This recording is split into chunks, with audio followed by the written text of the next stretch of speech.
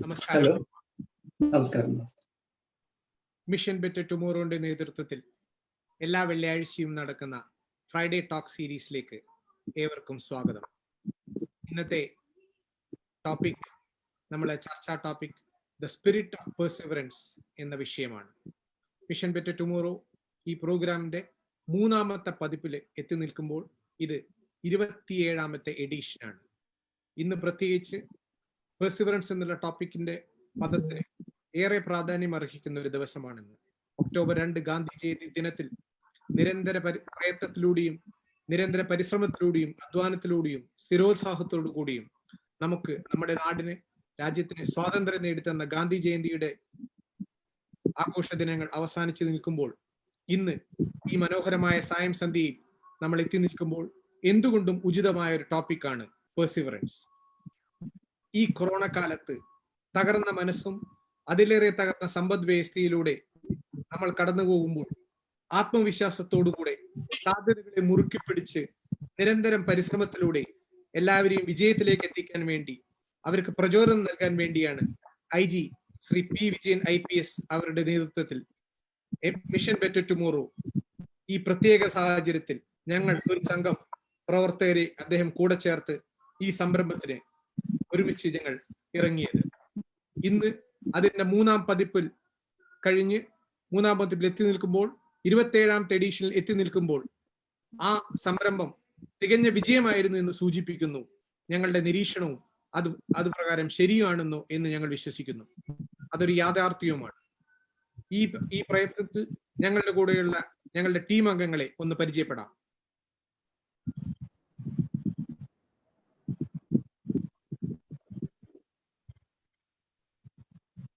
ഈ പരിപാടിയുടെ session coordinate ചെയ്യുന്നത് മിഷൻ ബെറ്റർ ടുമോറോയുടെ ചീഫ് എക്സിക്യൂട്ടീവ് ഓഫീസറായ മിസ്റ്റർ മുഹമ്മദ് സൈഫ. അദ്ദേഹത്തോടൊപ്പം ഹിന്ദു ന്യൂസ് പേപ്പറിന്റെ മുൻ ജേർണലിസ്റ്റ് കൂടിയായ മിസ്റ്റർ ആനന്ദ് ഹരിദാസ്. ഇപ്പോൾ അദ്ദേഹം ഫ്രീലാൻസ് ജേർണലിസ്റ്റ് ആയിട്ട് എറണാകുളത്ത് വർക്ക് ചെയ്യുന്നു. ഒരു റിസർച്ച് ടീം ഇതിന് പിന്നിൽ ടോപ്പിക്സ് സെലക്ട് ചെയ്യുന്നതിനും ഈ പ്രോഗ്രാമിന്റെ വിശകലനങ്ങളും ഈ പ്രോഗ്രാമിന്റെ നടത്തിപ്പിനെ കുറിച്ച് വളരെ ഹാർഡായിട്ട് വർക്ക് ചെയ്യുന്ന റിസർച്ച് ടീം ഉണ്ട്. അതിൽ ഹാരിഷ് കെ, സദ്ഭാവന സ്കൂൾസിന്റെ സിഇഒ ആണ് അദ്ദേഹം. പ്രൊഫസർ അമൃത് കുമാർ, കാസർഗോഡ് സെൻട്രൽ യൂണിവേഴ്സിറ്റി പ്രൊഫസറാണ് അദ്ദേഹം.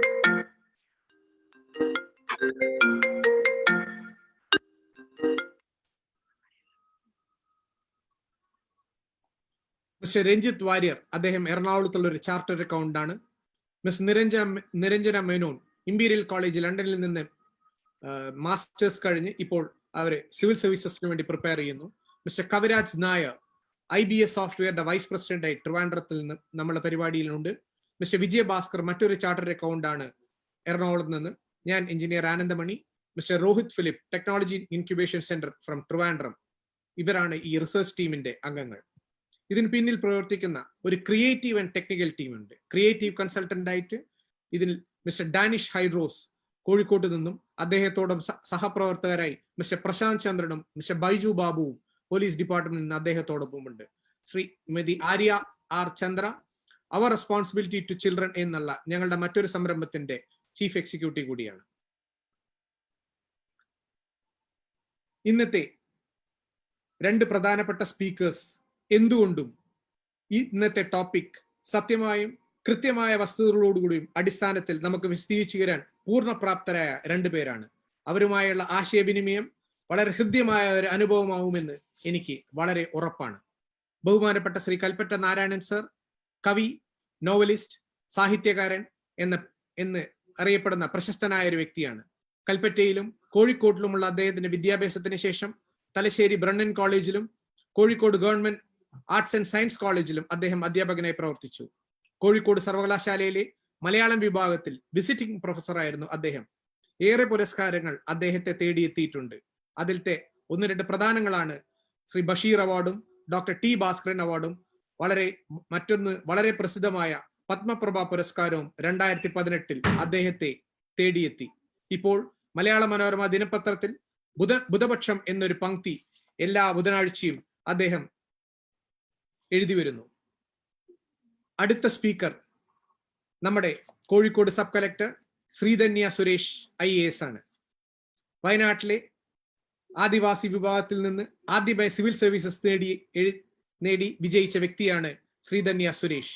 2019 സിവിൽ സർവീസസ് പരീക്ഷയിൽ 410 റാങ്കോടുകൂടി കേരളത്തിലെ ആദിവാസികളിലെ കുറിച്ചി സമുദായത്തിൽപ്പെട്ട ശ്രീധന്യ സാമൂഹിക വ്യവസ്ഥയോടും ദാരിദ്ര്യത്തോടും പൊരുതിയാണ് ഈ ചരിത്ര നേട്ടം കരസ്ഥമാക്കിയത് എന്നുള്ളത് ഏറെ അഭിമാനമുള്ള ഒരു വിഷയമാണ്. വയനാട് ജില്ലയിലെ പൊഴുതന പഞ്ചായത്തിലെ ഇടിയം വയൽ കോളനിയിൽ സുരേഷ് കമല ദമ്പതികളുടെ മകളാണ് ശ്രീധന്യ.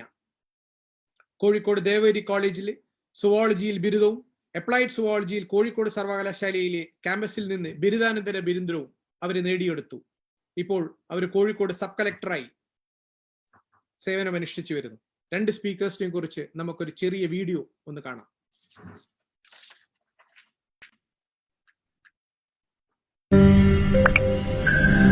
പണ്ട് ഒരു ഫിലോസഫറും ഒരു മാഷും കൂടി കാട്ടിലിങ്ങനെ സഞ്ചരിക്കുമ്പോൾ പെട്ടെന്ന് ഒരു പുലിയെ കാണുകയും പുലി അവരുടെ നേരെ എടുത്തിയാടുകയും ചെയ്തപ്പോൾ 2 ആൾ ഓടാൻ തുടങ്ങി. ഭയങ്കരമായിട്ട് ഓടി, ജീവന് വേണ്ടിയുള്ള ഓട്ടമല്ലേ. അങ്ങനെ ഓടുമ്പോൾ മാഷ് അയാളോട് പറഞ്ഞു, ഫിലോസഫറോട് പറഞ്ഞു, നമ്മൾ ഇങ്ങനെ ഓടിയിട്ട് എന്താ കാര്യം, എന്തായാലും പുലി പിടിക്കും, ഇങ്ങനെ കഷ്ടപ്പെടണോ എന്ന് ചോദിച്ചു. നമ്മൾ പുലിയോടുണ്ടോ മത്സരിച്ചാലാകുന്നു എന്ന് ചോദിച്ചു. അപ്പോൾ ഫിലോസഫർ പറഞ്ഞു, അതിന് ആര് പുലിയോട് മത്സരിക്കുന്നു? ഞാൻ നിങ്ങളോടല്ലേ മത്സരിക്കുന്നത്. ആര് പിന്നിലാവുന്നോ അയാളെയാണ് പുലി പിടിക്കുക. നമ്മൾ തമ്മിലേ ഈ ലോകത്തിൽ മത്സരമുള്ളൂ. അങ്ങനെയുള്ള ഒരു മത്സരത്തിൻ്റെ ജാഗ്രത ഉണ്ടായാൽ പോരാ നമുക്ക്, മറിച്ച് നമുക്ക് വിദ്യാഭ്യാസം ഉണ്ടാകണം. സിവിൽ സർവീസിലേക്ക് ഇറങ്ങുന്നതിന് മുമ്പ് എനിക്കും ഇതുപോലുള്ള മിഥ്യാധാരണകൾ ഉണ്ടായിരുന്നു. കാരണം ഒരിക്കലും സാധാരണക്കാരന് അപ്രാപ്യമായ മേഖലയാണ് സിവിൽ സർവീസ് എന്നൊക്കെയാണ് നമ്മുടെ കൺവെൻഷണൽ സോഷ്യൽ സിസ്റ്റം നമ്മൾ പഠിപ്പിച്ചു വെച്ചേക്കുന്നത്. സോ എനിക്ക് പ്രൂവ് ചെയ്യണമായിരുന്നു ഒരു സാധാരണ കുടുംബത്തിൽ നിന്ന് വന്ന, അല്ലെങ്കിൽ ഹൈ പ്രിവിലേജ് ബാക്ക്ഗ്രൗണ്ട് ഇല്ലാത്ത, അല്ലെങ്കിൽ പൊളിറ്റിക്കലി ഇക്കണോമിക്കലി സോഷ്യലി എംപവേർഡ് ആയ ഒരു ബാക്ക്ഗ്രൗണ്ടിൽ നിന്ന് വന്ന കുട്ടിക്ക് മാത്രം പറ്റുന്നതല്ല IAS. ഏത് സാധാരണക്കാരനും IAS പറ്റുമെന്ന് എനിക്ക് പ്രൂവ് ചെയ്യണമായിരുന്നു. അതാണ് ഞാൻ IASലേക്ക് വരാനുള്ള ഒരു പ്രധാന കാരണം.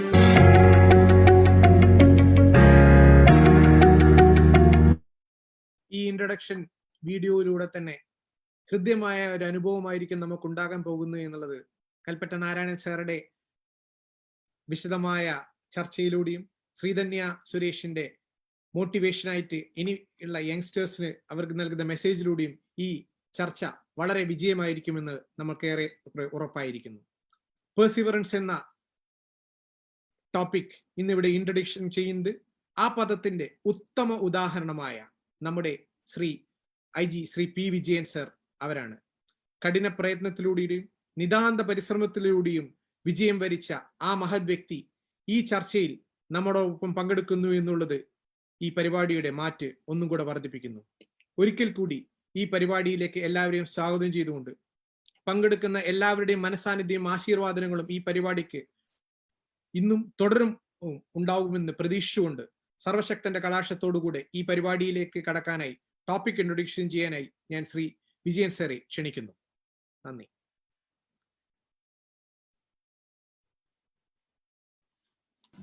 Very good evening to all of you. ഏറെ ബഹുമാന്യനും ആരാധ്യനുമായ നാരായൺ സർ, കൽപ്പറ്റ നാരായൺ സർ, ഞങ്ങളുടെ അഭിമാനമായി മാറിയിരിക്കുന്ന ശ്രീധന്യ, പ്രിയപ്പെട്ട കേഡറ്റുകളെ, എൻ്റെ പ്രിയ സഹപ്രവർത്തകരെ, പ്രിയ സുഹൃത്തുക്കളെ, ഈ പ്രോഗ്രാം ഞങ്ങളെ കുറേ നാളുകളായിട്ട് ഫേസ്ബുക്കിലൂടെയും യൂട്യൂബിലൂടെയും അതുപോലെ തന്നെ ഇൻസ്റ്റഗ്രാമിലൂടെയും വീക്ഷിച്ചുകൊണ്ടിരിക്കുന്ന നിങ്ങളുടെ ഈ പ്രോത്സാഹനമാണ് ഞങ്ങളുടെ ടീമിനെ ഇത്രയും ആവേശത്തോടുകൂടി പ്രവർത്തിക്കാൻ അവരെ പ്രേരിപ്പിക്കുന്നത്. ഒരുപക്ഷെ പെർസീവറൻസിന്റെ മറ്റൊരു ഉദാഹരണമാണ് പോസ് എന്ന് പറയുന്നത്. 27 ആഴ്ചകളിലായിട്ട് ഇത് തുടർച്ചയായി പോകുന്നു. ഇതിലിരിക്കുന്ന ഒരു ആൾ പോലും ഒരു സമയത്ത് പോലും മിസ്സാകാതെ ഇതിനെ തുടർന്ന് കൊണ്ടുപോകുന്നത് അവരുടെ മനസ്സിലുള്ള നന്മയും അവരുടെ പെർസീവറൻസിന്റെ അർത്ഥം പൂർണ്ണമായി ഉൾക്കൊണ്ടുകൊണ്ടാണ്. ഞാൻ ആദ്യമായി ഈ ടീമിനെ ഞാൻ കൺഗ്രാജുലേറ്റ് ചെയ്യണം. അതോടൊപ്പം തന്നെ നിങ്ങൾക്ക് എല്ലാവർക്കും നമ്മുടെ രാഷ്ട്രപിതാവായ ഗാന്ധിജിയുടെ ജന്മദിന ആശംസകൾ നേർന്നുകൊള്ളുകയാണ്. നമ്മുടെ ഈ ടോപ്പിക് അൺലീഷിംഗ് ദി ഹ്യൂമൻ പൊട്ടൻഷ്യൽ എന്നുള്ള 10 സീരീസിലുള്ളതാണെന്ന് നിങ്ങൾക്കറിയാം. മനുഷ്യനിൽ അന്തർലീനമായി കിടക്കുന്ന കഴിവുകളെ പുറത്തെടുക്കുന്നതിന് അവരെ പ്രേരിപ്പിക്കാൻ ഉതകുന്നതായിരിക്കുന്ന സംഭാഷണങ്ങളാണ് നമ്മളിവിടെ ഓർഗനൈസ് ചെയ്തുകൊണ്ടിരിക്കുന്നത്.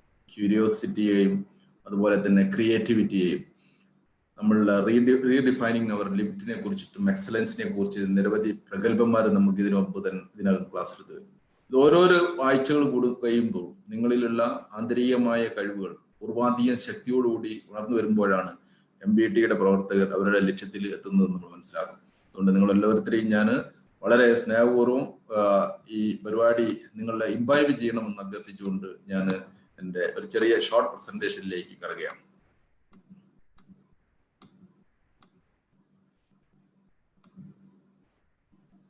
ഞാൻ പറഞ്ഞതുപോലെ അൺലീഷിംഗ് ദി ഹ്യൂമൻ പൊട്ടൻഷ്യൽ, അതിന്റെ വിവിധ ആസ്പെക്റ്റുകളാണല്ലോ നമ്മൾ കുറച്ച് നാളുകളായിട്ട് ചർച്ച ചെയ്തുകൊണ്ടിരിക്കുന്നത്. അതിൽ ഏറ്റവും പ്രധാനപ്പെട്ട ഏറ്റവും ഇമ്പോർട്ടൻ്റ് ആയിരിക്കുന്ന ടോപ്പിക് എന്ന് പറയുന്നതാണ് നമ്മളിവിടെ ചെയ്തുകൊണ്ടിരിക്കുന്നത്. അതും പെർസീവറൻസിന്റെ പര്യായമായിരിക്കുന്ന മഹാത്മാഗാന്ധിയുടെ ജന്മദിനത്തിൽ ഇത് തെരഞ്ഞെടുത്തു എന്നുള്ളത് MBTക്കാരുടെ ഔചിത്യ ബുദ്ധിയെയും ഞാൻ ഈ അവസരത്തിൽ അഭിനന്ദിക്കുകയാണ്. കാരണം ഒരുപക്ഷെ ഈ മഹാത്മാഗാന്ധിയുടെ ജന്മം തൊട്ടിട്ട് അദ്ദേഹം മരണപ്പെടുന്നത് വരെയുള്ള ഒരു കാലഘട്ടം ഒരു ഒറ്റ വാക്കിൽ പറഞ്ഞാൽ it's an age and journey of perseverance ആണ് എന്ന് നമുക്ക് പറയാൻ പറ്റും. അദ്ദേഹം എന്തിനു വേണ്ടിയിട്ടാണോ നിലകൊണ്ടിരിക്കുന്നത് അതിനു വേണ്ടിയിട്ടുള്ള അത് ലക്ഷ്യസാക്ഷാത്കാരത്തിലേക്ക് എത്തുന്നതിന് വേണ്ടിയിട്ടുള്ള നിരന്തര ശ്രമത്തിന്റെ ഒരു പര്യായമായിട്ട് വേണമെങ്കിൽ അദ്ദേഹത്തെ ജീവിതത്തെ നമുക്ക് കാണാൻ പറ്റും. ആൽബർട്ട് ഐൻസ്റ്റീൻ ഒരിക്കൽ പറയേണ്ടായിട്ടുണ്ട്. അദ്ദേഹം നമുക്കറിയാം ഈ സെഞ്ചുറി കഴിഞ്ഞ സെഞ്ചുറിയിലോ അല്ലെങ്കിൽ അടുത്ത സമീപകാലങ്ങളിലോ കണ്ടിരിക്കുന്നതിൽ വെച്ച് ഏറ്റവും greatest of the greatest scientist ആണ്. അദ്ദേഹം പറഞ്ഞിരിക്കുന്നത്, it is not that I am so smart, ഞാൻ വളരെ വലിയ സ്മാർട്ട് ആയിരിക്കുന്ന ഒരാളായതുകൊണ്ടല്ല, it is just that I stay with the problems longer. ഞാൻ എൻ്റെ പ്രയാസങ്ങളെ അല്ലെങ്കിൽ ഞാൻ ഒരു ലക്ഷ്യം ഇട്ടിട്ടുണ്ടെങ്കിൽ ആ ലക്ഷ്യങ്ങൾ കൈവരിക്കുന്ന സമയത്ത് എൻ്റെ കൂടെ ഉണ്ടായിരിക്കുന്ന പ്രയാസങ്ങളെ അതിജീവിച്ചുകൊണ്ട് പ്രയാസങ്ങളുടെ കൂടെ കുറെ കാലം നിൽക്കാനുള്ള എൻ്റെ വിൽ പവറാണ് എന്നെ മറ്റുള്ളവരിൽ നിന്നും വ്യത്യസ്തനാക്കുന്നതെന്ന് പറയാറ്. എന്താണ് യഥാർത്ഥത്തിൽ, പ്രത്യേകിച്ചും യങ്സ്റ്റേഴ്സ് ആയിരിക്കുന്ന ആളുകൾ കേൾക്കുന്നതോട് പറയാണ്, എന്താണ് യഥാർത്ഥത്തിൽ പെർസീവറൻസ് എന്നുള്ളത്, സ്ഥിരോത്സാഹം എന്നുള്ളതുകൊണ്ട് നമ്മൾ ഉദ്ദേശിക്കുന്നത് എന്താണെന്ന് അതെന്ന് വെച്ചാൽ ഒരു സ്റ്റെഡ്ഫാസ്റ്റ്നെസ്, ഒരു പെർസിസ്റ്റന്റ്, ഒരു നമ്മളെ തുടർച്ചയായിരിക്കുന്ന അധ്വാനം, നമ്മളിലുള്ള ഒരു ഡ്രീമിനെ, നമ്മളിലുള്ള ഒരു സ്വപ്നത്തെ സാക്ഷാത്കരിക്കാനുള്ള തുടർച്ചയായിരിക്കുന്ന ഒരു പ്രയത്നത്തെ നമുക്ക് പെർസീവറൻസ് അല്ലെങ്കിൽ സ്ഥിരോത്സാഹം എന്ന് പറയാവുന്നതാണ്. ആദ്യം അങ്ങനെ ഒരു ലക്ഷ്യം ഉണ്ടായിരിക്കണം.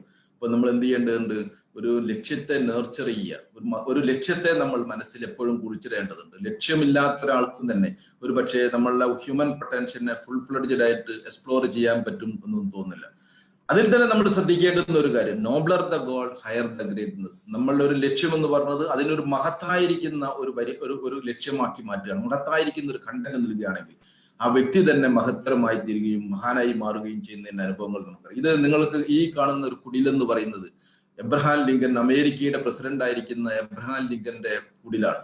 ആ കുടിലല്ല ഇന്ന് നമ്മൾ ഓർക്കുന്നത്. ഈ കുടിലിൽ ഇങ്ങനെയുള്ള കുടിലുകളിൽ ലോകത്തിലെമ്പാടും ആളുകൾ ജനിച്ചു മരിച്ചു പോയിട്ടുണ്ടായിരിക്കും. പക്ഷെ എബ്രഹാം ലിങ്കൻ മാറ്റി നിർത്തുന്നത് അദ്ദേഹത്തിന്റെ മനസ്സിലുണ്ടായിരുന്ന ഒരു ലക്ഷ്യം, അടിമത്തം നിരോധിക്കപ്പെടണമെന്നുള്ള അടിമകൾ മനുഷ്യരെ അടിമകളാക്കി വെക്കുന്നത് ഇല്ലാതെയാക്കണമെന്നുള്ള അദ്ദേഹത്തിന്റെ ചിന്ത. ആ ചിന്ത അദ്ദേഹത്തെ എന്ത് ചെയ്തു, അദ്ദേഹം അതിനു വേണ്ടിയിട്ട് ചിന്തിച്ചു നോക്കിയപ്പോഴാണ് അദ്ദേഹം അമേരിക്കയുടെ പ്രസിഡന്റ് ആകണമെന്നും പിന്നീട് അതിനുവേണ്ടി നിരവധി തവണ ഇലക്ഷനുകൾ മത്സരിച്ച് 7 തവണ പരാജയപ്പെട്ട് 8ാമത്തെ തവണ വിജയിച്ച് അമേരിക്കയിൽ അടിമത്തം നിരോധിക്കുകയും അതിന് ബന്ധമുണ്ടായിരിക്കുന്ന സിവിൽ വാർ അത് നിരന്തരമായിട്ട് രണ്ട് നോർത്തും സൗത്തും തമ്മിലുണ്ടായിരുന്ന സിവിൽ വാറിൽ ഈ ആഭ്യന്തര യുദ്ധത്തെ ഈ എതിർകക്ഷികളെ പരാജയപ്പെടുത്തിക്കൊണ്ട് അമേരിക്കയിൽ ഇന്ന് കാണുന്ന ഒരു രാഷ്ട്രീയ വ്യവസ്ഥ സൃഷ്ടിക്കുന്നതിന് എബ്രഹാം ലിങ്കൻ കഴിഞ്ഞു എന്നുള്ളത്. അപ്പൊ അവിടെയാണ് ഈ സ്ഥിരോത്സാഹത്തിന്റെ ഈ കുടിലിൽ നിന്നും മഹത്വത്തിലേക്ക് എത്തിയിരിക്കുന്നത്. അത് അദ്ദേഹത്തിന് മഹത്വത്തിലേക്ക് എത്താൻ പറ്റിയ ഈ നോബ്ലർ ദ ഗോൾ ഉണ്ടായതുകൊണ്ടാണ്. അപ്പൊ നമ്മൾ ഒരു കാര്യം എപ്പോഴും നമ്മൾ ചിന്തിക്കേണ്ടുന്ന ഒരു കാര്യം, keep the goal in mind. നമ്മളെ ലക്ഷ്യത്തെ മനസ്സിൽ വെക്കുക. ഇപ്പൊ ശ്രീധന്യ അവിടെ പറയണ്ടായി, എനിക്കൊരു ലക്ഷ്യമുണ്ടായിരുന്നു, എനിക്ക് കാണിച്ചു കൊടുക്കേണ്ടതുണ്ടായിരുന്നു. ചിലർക്ക് മാത്രം കുത്തകളായിരിക്കുന്നതല്ല നേട്ടങ്ങൾ എന്നുള്ളതെന്ന്, അല്ലെങ്കിൽ ചില സാഹചര്യങ്ങളുള്ളവർക്ക് മാത്രമേ നേടാൻ പറ്റൂ എന്നുള്ളതല്ല ശരി. എനിക്കും കാണിച്ചു കൊടുക്കേണ്ടതുണ്ട്, എനിക്കും ഇത് പറ്റുക എന്നുള്ളത്. അങ്ങനെയുള്ള ഒരു ലക്ഷ്യം മനസ്സിലുണ്ടാവുകയും അതിനു വേണ്ടിയിട്ട് ആ ലക്ഷ്യത്തിന് വേണ്ടിയിട്ട് നമ്മൾ ചേസ് ചെയ്യും. അങ്ങനെ ചേസ് ചെയ്യുന്ന ഒരാളിൽ പെർസീവറൻസ് എന്ന് പറഞ്ഞത് അതിന്റെ കൂടെ ഉണ്ടായിരിക്കും. ആ ലക്ഷ്യത്തിൽ നിന്നും വഴിമാറി പോകാതെ നിരന്തരം ചിന്തിക്കുന്ന ഒരാൾ എന്താണോ ഉള്ളത് അതിനെയാണ് നമുക്ക് എന്ത് പറയാം, പെർസീവറൻസ് എന്ന് പറയാം. ഇത് ഞാൻ കഴിഞ്ഞ വർഷം മഹാരാഷ്ട്രയിലെ വാർധയിലെ ഗാന്ധി ഗ്രാമം വിസിറ്റ് ചെയ്യാനുണ്ടായ ഒരു സമയത്ത് എടുത്തിരിക്കുന്ന ഒരു ഫോട്ടോ ആണ്. ഗാന്ധി ഗ്രാമം എന്ന് പറയുന്നത് ഒരുപക്ഷെ കൽപ്പറ്റ നാരായൺ സാർ കൂടുതൽ വിശദമായി പറഞ്ഞേക്കും. 1936 ഈ സബർമതി ആശ്രമത്തിൽ നിന്ന് ദണ്ഡി മാർച്ച് അഹമ്മദാബാദിലേക്ക് നടത്തി. ഇനി ഇന്ത്യക്ക് സ്വാതന്ത്ര്യം കിട്ടിയതിനു ശേഷമേ സബർമതിയിലേക്ക് തിരിച്ചു വരുമെന്ന് അദ്ദേഹം പറയുകയും പിന്നീട് ഈ ദണ്ഡി ഉപ്പ് സത്യാഗ്രഹത്തിന്റെ ഭാഗമായി 2 വർഷം ശിക്ഷ അനുഭവിച്ച് യർവാദ ജയിലിൽ നിന്നും തിരിച്ചു വന്നിട്ട് അദ്ദേഹം വാർധയിലെത്തുന്നതാണ്. 2 വർഷത്തോളം കാലം കറങ്ങി നാട് മുഴുവൻ സഞ്ചരിച്ച് 1936 ഒരു മനുഷ്യര് പോലും തിരിഞ്ഞു നോക്കാത്ത ഒരു പ്രദേശത്തേക്ക് അദ്ദേഹം ഏകദേശം വാർധ റെയിൽവേ സ്റ്റേഷനിൽ നിന്ന് 8 കിലോമീറ്റർ അപ്പുറത്തുള്ള ഒരു സ്ഥലത്ത് അദ്ദേഹം ഒരു കുടിൽ വെച്ച് കിട്ടണം. അവിടുത്തെ ചൂടെന്ന് പറയുന്നത് എല്ലായിടത്തും ഇന്ത്യ മുഴുവൻ 40-42 നിൽക്കുമ്പോൾ 48-50 നിൽക്കുന്ന ഒരു അവസ്ഥയായിരുന്നു. ഒരു മരക്കൊടി പോലും ഇല്ലാതിരുന്ന, ഒരു പുൽക്കൊടി പോലും ഇല്ലാതിരുന്ന ഒരു സ്ഥലത്ത് ഇന്ത്യ എന്തറിയണമെങ്കിൽ ഇന്ത്യയുടെ ഗ്രാമങ്ങളിൽ ജീവിക്കണമെന്നും ആ ഇന്ത്യയുടെ ഗ്രാമങ്ങളിൽ ഞാൻ ജീവിക്കുമ്പോൾ മാത്രമേ മറ്റുള്ളവർ അത് മനസ്സിലാക്കുകയുള്ളൂ എന്നുള്ളൊരു ചിന്തയിൽ നിന്നാണ് അദ്ദേഹം സേവാഗ്രാമം ഉണ്ടായത്. ഒരുപക്ഷെ ആരും അറിയപ്പെടാതിരുന്ന ഒരു നാട്ടിൻ പ്രദേശം, ഒരു പക്കാ ഗ്രാമം, ഒരു റോഡ് പോലും ഇല്ലാത്ത, ഇലക്ട്രിസിറ്റി ഇല്ലാത്ത, ടെലിഫോൺ കണക്ഷൻ ഇല്ലാത്ത, ഒന്നുമില്ലാത്ത ഇപ്പോഴും അതൊരു വിദൂരമായിരിക്കുന്ന ഗ്രാമം. അതിനെ മാറ്റിമറിച്ചിട്ട് അവിടെ പിന്നീട് ലോകത്തിന്റെ ഒരു പക്ഷേ രാജധാനി എന്ന് പറയും ഡൽഹിയെ രാജധാനിയാക്കിയിട്ടുണ്ടെങ്കിൽ ഈ പിന്നെ സേവാഗ്രാം പിന്നീട് അറിയപ്പെട്ടത് ലോകധാനി എന്നാണ്, ജനങ്ങളുടെ സെന്റർ എന്നാണ്. ഈ രാജ്യത്തിന്റെ ക്യാപിറ്റലാണ് ഡൽഹി എങ്കിൽ ഈ സേവാഗ്രാം പിന്നീട് അറിയപ്പെട്ടിരുന്നത് ജനങ്ങളുടെ ക്യാപിറ്റൽ എന്നാണ്. ഈ ഇന്ത്യയുടെ പ്രധാനപ്പെട്ട പല ചിന്തകളും മാറ്റിമറിയപ്പെട്ടത് അവിടെയാണ്. ക്വിറ്റ് ഇന്ത്യ പ്രസ്ഥാനം പോലെയുള്ള കാര്യങ്ങളുണ്ടായി. ഈ ഒരു കുടിലെന്ന് പറയുന്നത് ഒരുപക്ഷെ അദ്ദേഹത്തിന്റെ ജീവിത രീതിയുടെ പെർസിസ്റ്റൻസിന്റെ മറ്റൊരു ഭാഗമാണ്. അവിടെ പാച്ചൂരാം ശാസ്ത്രികൾ എന്ന് പറയുന്ന ഒരു ശാസ്ത്രികൾ ഉണ്ടായിരുന്നു. അദ്ദേഹം വളരെ സാമൂഹ്യ പ്രവർത്തനങ്ങൾ നടത്തി വരവേ അദ്ദേഹത്തിന് കുഷ്ഠരോഗം പിടിപെട്ടു. കുഷ്ഠരോഗം പിടിപെട്ടിരിക്കുന്ന പാച്ചൂരാം ശാസ്ത്രികൾ ഗാന്ധിജി അഭയം തേടി സേവാഗ്രാമത്തിൽ വന്നു. സേവാഗ്രാമത്തിലുള്ളവരെല്ലാവരും പറഞ്ഞു ഇവരെ ഇവിടെ നിർത്തിയാൽ നമുക്കൊക്കെ പകരുന്നു. പക്ഷെ ഗാന്ധിജി എന്ത് ചെയ്തു? ഗാന്ധി അദ്ദേഹം താമസിക്കുന്ന തൊട്ടടുത്ത് ഒരു കുടില് കെട്ടിയിട്ട് അവിടെ കൊണ്ടുപോയിട്ട് ഈ പാച്ചൂരാം ശാസ്ത്രികൾ താമസിച്ചു. ആ കുടിലാണ് ഈ കാണുന്നത്. അവിടെ നിന്നും പിന്നീട് എല്ലാ ദിവസവും രാവിലെ എഴുന്നേറ്റ് മരുന്നും വെള്ളവും ഭക്ഷണവുമായി വന്ന് ഈ ശാസ്ത്രികളെ പരിപാലിക്കാനും ശുശ്രൂഷിക്കാനും തുടങ്ങി. പിന്നീട് കുറെ കാലം ഇത് കണ്ടപ്പോൾ അവിടെയുള്ള ആളുകളെല്ലാം തന്നെ അദ്ദേഹത്തെ സഹായിക്കാനും പിന്നീട് ഇന്ത്യയിലുള്ള ആളുകളുടെ മനസ്ഥിതി തന്നെ കുഷ്ഠരോഗികളോട് മാറാനും സാധ്യമായി എന്ന്. ഇവിടെയാണ് ഈ പെർസിസ്റ്റൻസിനെ നമ്മൾ എന്തൊന്നാണോ വിശ്വസിക്കുന്നത് അതിനുവേണ്ടി നമ്മൾ തന്നെ മാതൃകയായിക്കൊണ്ട് സ്ഥിരോത്സാഹം നടത്തുകയാണെങ്കിൽ മറ്റുള്ളവരും അതിന് ഫോളോ ചെയ്യുമെന്നുള്ളതാണ് പാച്ചൂരാം ശാസ്ത്രികളും അദ്ദേഹത്തിന്റെ ജീവിതവുമായി ഗാന്ധിജിയുടെ കണക്ഷൻ എന്ന് പറയുന്നത്. ഇവിടെ ഒരു കാര്യം നമ്മൾ മനസ്സിലാക്കേണ്ടത് അദ്ദേഹത്തിന്റെ മനസ്സിലൊരു ലക്ഷ്യമുണ്ടായിരുന്നു. ഇന്ത്യയെ സമ്പൂർണ്ണ സ്വരാജിലേക്ക് എത്തിക്കുകയും അത് അഹിംസയുടെയും സത്യാഗ്രഹത്തിന്റെയും മാർഗത്തിലൂടെ മാത്രമേ ആകാൻ പറ്റൂമെന്നുള്ള അദ്ദേഹത്തിന്റെ ചിന്തയാണ്. ഒരുപക്ഷെ ഈ ചിന്ന ഭിന്നമായി നിന്നിരുന്ന ഒരു രാജ്യത്തെ കൂട്ടിയോജിപ്പിച്ചുകൊണ്ട് ഇന്നും നമ്മൾ ഒന്നിച്ചു നിൽക്കുന്നുണ്ടെങ്കിൽ ആ സത്യത്തിന്റെയും ധർമ്മത്തിന്റെയും അഹിംസയുടെയും മാർഗത്തിൽ നമ്മളെ നയിച്ച് സ്വാതന്ത്ര്യം നേടിത്തന്നത് കൊണ്ടാണ്. ഇവിടെ നമ്മുടെ അതുകൊണ്ട് തന്നെയാണ് ഒരു പക്ഷേ നമുക്ക് പറയാവുന്നത് അദ്ദേഹം പറഞ്ഞിട്ട് പോയിരിക്കുന്ന ഒരു കാര്യം, എന്റെ ജീവിതം തന്നെയാണ് എന്റെ മെസ്സേജ്. അദ്ദേഹത്തിന്റെ ജീവിതം എന്തെന്ന് നോക്കിക്കഴിഞ്ഞാൽ അദ്ദേഹവും ഒരു പക്ഷേ എക്സ്ട്രാ ഓർഡിനറി കഴിവുകളുടെ ഒരു ഉടമയായിട്ട് എവിടെയും ചിത്രീകരിക്കപ്പെട്ടിട്ടില്ല. വ്യക്തമായിരിക്കുന്ന ഒരു ലക്ഷ്യബോധവും ശക്തമായിരിക്കുന്ന ഒരു മാർഗദർശനവും ഉണ്ടായിരിക്കുന്ന വ്യക്തി തന്റെ ജീവിതത്തിൽ നടത്തിയിരിക്കുന്ന പെർസീവറൻസിന്റെ സ്ഥിരോത്സാഹത്തിന്റെയും കമ്മിറ്റ്മെന്റിന്റെയും ഉദാഹരണമാണ് നമ്മുടെ ഇന്ത്യൻ സ്വാതന്ത്ര്യ സമരവും അനന്തരമായി കിട്ടിക്കുന്ന സ്വാതന്ത്ര്യവും ഇന്ന് നമ്മൾ അനുഭവിക്കുന്ന ഈ സുഖ സൗകര്യങ്ങളെല്ലാം അദ്ദേഹത്തിന്റെ ത്യാഗത്തിന്റെയും അദ്ദേഹത്തിന്റെ ലക്ഷ്യബോധത്തിന്റെയും പ്രയത്നത്തിന്റെയും ഭാഗമാണ്. അതുകൊണ്ട് തന്നെയാണ് അദ്ദേഹം നമുക്കായി പറഞ്ഞു പോയിരിക്കുന്നത് my life is my message.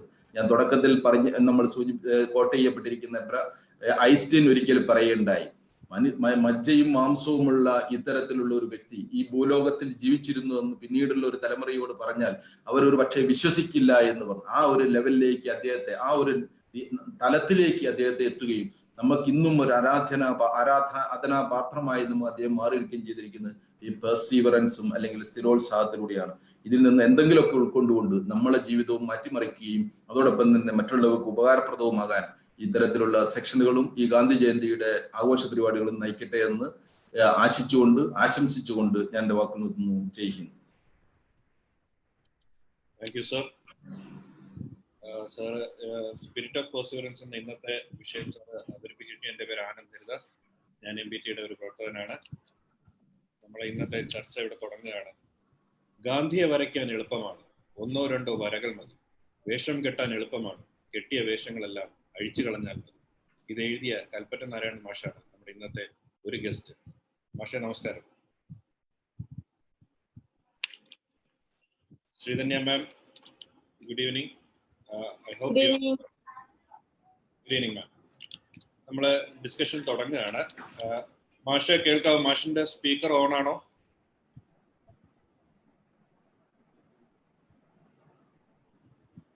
Okay. മാഷിൽ നിന്ന് നമുക്ക് കേൾക്കാം. മാഷിൽ നിന്ന് നമുക്ക് ഇന്നത്തെ ചർച്ച തുടങ്ങാം. പെർസിവറൻസ് അഥവാ സ്ഥിരോത്സാഹം എന്നത് ജീവിതചര്യയാക്കിയ ആളായിരുന്നല്ലോ മഹാത്മാഗാന്ധി. ആ ജീവിതം മുന്നിൽ വെച്ചിട്ട് നമ്മൾ സംസാരിക്കുമ്പോൾ, ഇന്നത്തെ തലമുറയിൽ സംസാരിക്കുമ്പോൾ മാഷ് എന്താണ് മാഷിന് പറയാനുള്ളത്? ഉത്സാഹം പോലെ ഉത്സാഹിപ്പിക്കുന്ന ഒരു അനുഭവവും ഭൂമിയിൽ ഇല്ല. ഗാന്ധിക്കാകട്ടെ ഈ ഉത്സാഹം അദ്ദേഹം ചർക്കയിൽ നിന്നും തന്റെ ഗീതയിൽ നിന്നും ഒക്കെ പ്രചോദനം സ്വീകരിച്ചുകൊണ്ടേ. അതേക്കുറിച്ച് ഏണസ്റ്റ് ഫിഷർ പറയുന്നത് ഗാന്ധി മുൻകൂട്ടി തീരുമാനിച്ച ഒരു പാതയിലൂടെ നടന്നിട്ടേയില്ല. അത് തെളിഞ്ഞു വന്ന ഏറ്റവും പുതിയ പാതയിലൂടെയാണ് അദ്ദേഹം നടന്നത്. ഒരുപക്ഷെ അത്തരം ഒരു പ്രസരിപ്പും തൃപ്തിയുമാണ് ഈ സ്ഥിരോത്സാഹത്തിന്റെ ഇന്ധനമായി ഇരുന്നത് എന്ന് പറഞ്ഞു. ഇങ്ങനെ ഒരാൾ, അദ്ദേഹം ദക്ഷിണാഫ്രിക്കയിൽ വെച്ച് ആ ഇരുണ്ട രാത്രിയിൽ വണ്ടിയിൽ നിന്ന് പുറത്താക്കപ്പെട്ടപ്പോൾ ഏകാഗിയായി നിന്നപ്പോഴും അദ്ദേഹം തന്നെ പോലെ അനുഭവിക്കേണ്ടി വരുന്ന ആളുകൾക്ക് ഈ അവസ്ഥയിൽ നിന്ന് എന്ത് പ്രതിരോധമാണ് ചോദിച്ചത്. ആ രാത്രിക്ക് ശേഷം സുഹൃത്തുക്കളോട് ചോദിച്ചു അദ്ദേഹം, നമുക്ക് എന്ത് ചെയ്യാൻ കഴിയും? അപ്പൊ ഒരാൾ പറഞ്ഞു, നിങ്ങൾക്കൊന്നും ചെയ്യാൻ കഴിയില്ല, കാരണം കൺമതിലിൽ തലയിട്ടടിച്ച് അത് പൊട്ടിക്കാൻ നമുക്കാവും. ഗാന്ധി പിന്നീട് ദക്ഷിണാഫ്രിക്കയിൽ ചെയ്ത പ്രവർത്തനത്തെ ഈ ഒരു ഉപമ കൊണ്ട് മാത്രമേ നമുക്ക് വിശദീകരിക്കാനാവൂ. അദ്ദേഹം കരിങ്കല്ലിൽ തല കൊണ്ടിടിച്ച് അത് പൊട്ടിച്ചു. അങ്ങനെ ഒരു ആക്ടിവിസ്റ്റ് ഉണ്ടാകുന്നു, മഹാനായ രാഷ്ട്രീയ പ്രവർത്തകൻ ഉണ്ടാകുന്നു, ഇന്ത്യയിലേക്ക് വരുന്നു. അങ്ങനെ മറ്റൊരു കുഞ്ഞു അനുഭവം പറഞ്ഞ അഹമ്മദാബാദ് മില്ലിൽ സമരം നടന്നു. അപ്പൊ മില്ലിൽ സമരം നടന്നു പരാജയപ്പെടുമ്പോൾ എന്താ ചെയ്യുക ഇതിനെ വിജയിപ്പിക്കാൻ? അപ്പോഴാണ് അദ്ദേഹത്തിന്റെ സഹജമായ ഒരു ഇൻറ്റ്യൂഷൻ അദ്ദേഹത്തോട് പറയുന്നത് ഒരു പുതിയ മാർഗം. അങ്ങനെയാണ് നിരാഹാര സത്യാഗ്രഹം ആദ്യമായി രൂപം കൊള്ളുന്നത്. തൻ്റെ അമ്മയൊക്കെ വിജയിച്ചിട്ടുണ്ട് ഈ സമരം ചെയ്തിട്ട് വീട്ടിൽ എന്ന പഴയ ഓർമ്മയാണ് ഇങ്ങനെ ഒരു ഇൻറ്റ്യൂഷൻ മാറുന്നു. ആ സമരം വിജയിക്കുന്നു. താൻ ജീവൻ പണയം വെച്ച് ഇത് ആദ്യ സമരം. പിന്നെ അത്തരം നിരന്തരങ്ങളായ സമരങ്ങളുടെ കഥയായി പുതിയ വഴി എപ്പോഴും സഞ്ചരിച്ചു. കുഞ്ഞു കഥ പറഞ്ഞാല്, ഒരു കരടി 8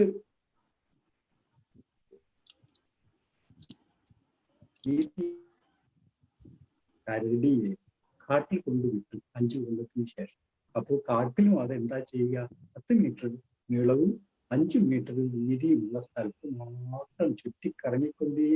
മിക്കവാറും ആളുകൾ ഇങ്ങനെ കറങ്ങിക്കൊണ്ടാണ് നമ്മുടെ ജീവിതങ്ങൾ തീർക്കുന്നത് എന്നും, ഗാന്ധി ആകട്ടെ തലേ ദിവസത്തിൽ നിന്നും മാറിയ പുതിയ ദിവസത്തെ നിരന്തരമായി സ്വയം നവീകരിച്ചുകൊണ്ട് ജീവിച്ചു എന്നതും ആണ് ഗാന്ധിയുടെ വലിയ സവിശേഷതയായി എനിക്ക് തോന്നി. നന്ദി മാഷെ. മാഷിന്റെ ആ ഒരു ഇൻട്രൊഡക്ഷനിൽ നിന്ന് തന്നെ നമുക്ക് അടുത്ത് ശ്രീധന്യ മാമിലേക്ക് പോകാം. മാം, പെർസിവറൻസ് എന്നത് മാഡത്തിന്റെ ജീവിതത്തിൽ എങ്ങനെയാണ് അത് പ്രതിഫലിക്കുന്നത്? ഹലോ, കേൾക്കാം മാം. കേൾക്കുന്നില്ലേ എല്ലാവർക്കും? കേൾക്കുന്നുണ്ട് മാം, പറഞ്ഞോളൂ. ഓക്കെ, ഉത്തരത്തിലേക്ക് വരുന്നതിന് മുമ്പ് ഒരു ചെറിയ കറക്ഷൻ ഉണ്ട്. എന്നെ കോഴിക്കോട് സബ് കളക്ടർ എന്നാണ് ഇൻട്രൊഡ്യൂസ് ചെയ്തത്. ഞാൻ കോഴിക്കോട് അസിസ്റ്റന്റ് കളക്ടറാണ്. ആ ഒരു ചെറിയ കറക്ഷൻ എല്ലാവരും ഒന്ന് ഓർക്കണം. ശരി, പെർസിവറൻസ് എന്റെ ജീവിതത്തിൽ എങ്ങനെയാന്നുള്ളത് ഇറ്റ് ഡിപ്പെൻസ്. ആക്ച്വലി എന്നെ പോലെ ചിന്തിക്കുന്നത് അല്ലെങ്കിൽ എന്നെ പോലെ പ്രവർത്തിക്കുന്നവരല്ല ബാക്കിയുള്ളവര്. എല്ലാവർക്കും അവരുടേതായ രീതിയിൽ ചിന്തിക്കാനും അവരുടേതായ രീതിയിൽ പ്രവർത്തിക്കാനുമുള്ള എല്ലാ സ്വാതന്ത്ര്യവും എല്ലാ രീതിയിലും നമ്മുടെ നാട് എല്ലാം തന്നെ കൊടുക്കുന്നുണ്ട്. സോ ഈ പെർസെവറൻസ് എന്നത് ഓരോരുത്തരും അവരുടേതായ രീതിയിൽ ഡെവലപ്പ് ചെയ്യേണ്ട ഒരു കാര്യമാണ്. എന്റെ രീതിയിൽ ഞാൻ ഡെവലപ്പ് ചെയ്ത കാര്യങ്ങൾ പറയാം. അപ്പൊ നിങ്ങൾക്ക് കുറച്ച് പേർക്കെങ്കിലും അതിന് ഇൻസ്പയർഡ് ആയി കഴിഞ്ഞാൽ അവർക്ക് കുറച്ചുകൂടി അത് ജീവിതത്തിലേക്ക് എടുക്കാൻ പറ്റുന്നതാണ്. സോ എന്റെ ലൈഫിൽ ഒരു സ്ഥിരോത്സാഹം വന്നത് ആക്ച്വലി 2016 2016 എനിക്ക് ലൈഫിൽ ഉണ്ടായ ഒരു പെട്ടെന്നുള്ളൊരു സ്പാർക്ക്. അതായത് അന്നത്തെ മാനന്തവാടി സബ് കളക്ടർ ആയിരുന്ന ശ്രീറാം സാംബശിവ റാവു സാറിനെ കണ്ട സമയത്ത് അദ്ദേഹത്തിന് ബാക്കിയുള്ളവർക്ക് നിന്ന് കിട്ടുന്ന ആ ഒരു റെസ്പെക്റ്റും അതൊക്കെ കണ്ടിട്ടാണ് ഞാൻ ഈ IAS ഇത്രയധികം പവർ ഉണ്ടോ എന്നൊക്കെ ഞാൻ അറിയുന്നത്. അന്നാണ് ആക്ച്വലി ഞാൻ ഭയങ്കര സർപ്രൈസ്ഡ് ആയി പോയത്. സോ അന്ന് മുതൽ എൻ്റെ മനസ്സിൽ അന്ന് സാറിനെ കണ്ട ആ ഒരു മൊമെന്റിൽ ഞാൻ ഡിസൈഡ് ചെയ്തു എനിക്ക് IAS ആയേ പറ്റൂ. സോ അതായിരുന്നു ആക്ച്വലി എൻ്റെ ഒരു IAS യാത്രയിലേക്കുള്ള ഒരു തുടക്കം എന്നുള്ളത്.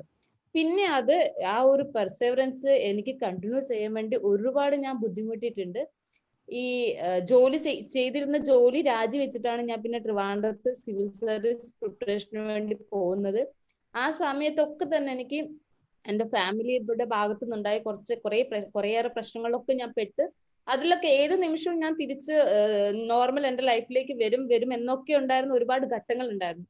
പക്ഷെ ആ ഘട്ടങ്ങളിലൊക്കെ ആയിരിക്കും ഞാൻ ചിന്തിച്ചൊരു കാര്യം, ഒരു IAS ആയി കഴിഞ്ഞാൽ വരുന്ന മാറ്റങ്ങളും നോർമൽ ആയിട്ട് എനിക്ക് ആ സമയത്ത് ഒരു പോലീസിലൊക്കെ കിട്ടിയിട്ടുണ്ടായിരുന്നു.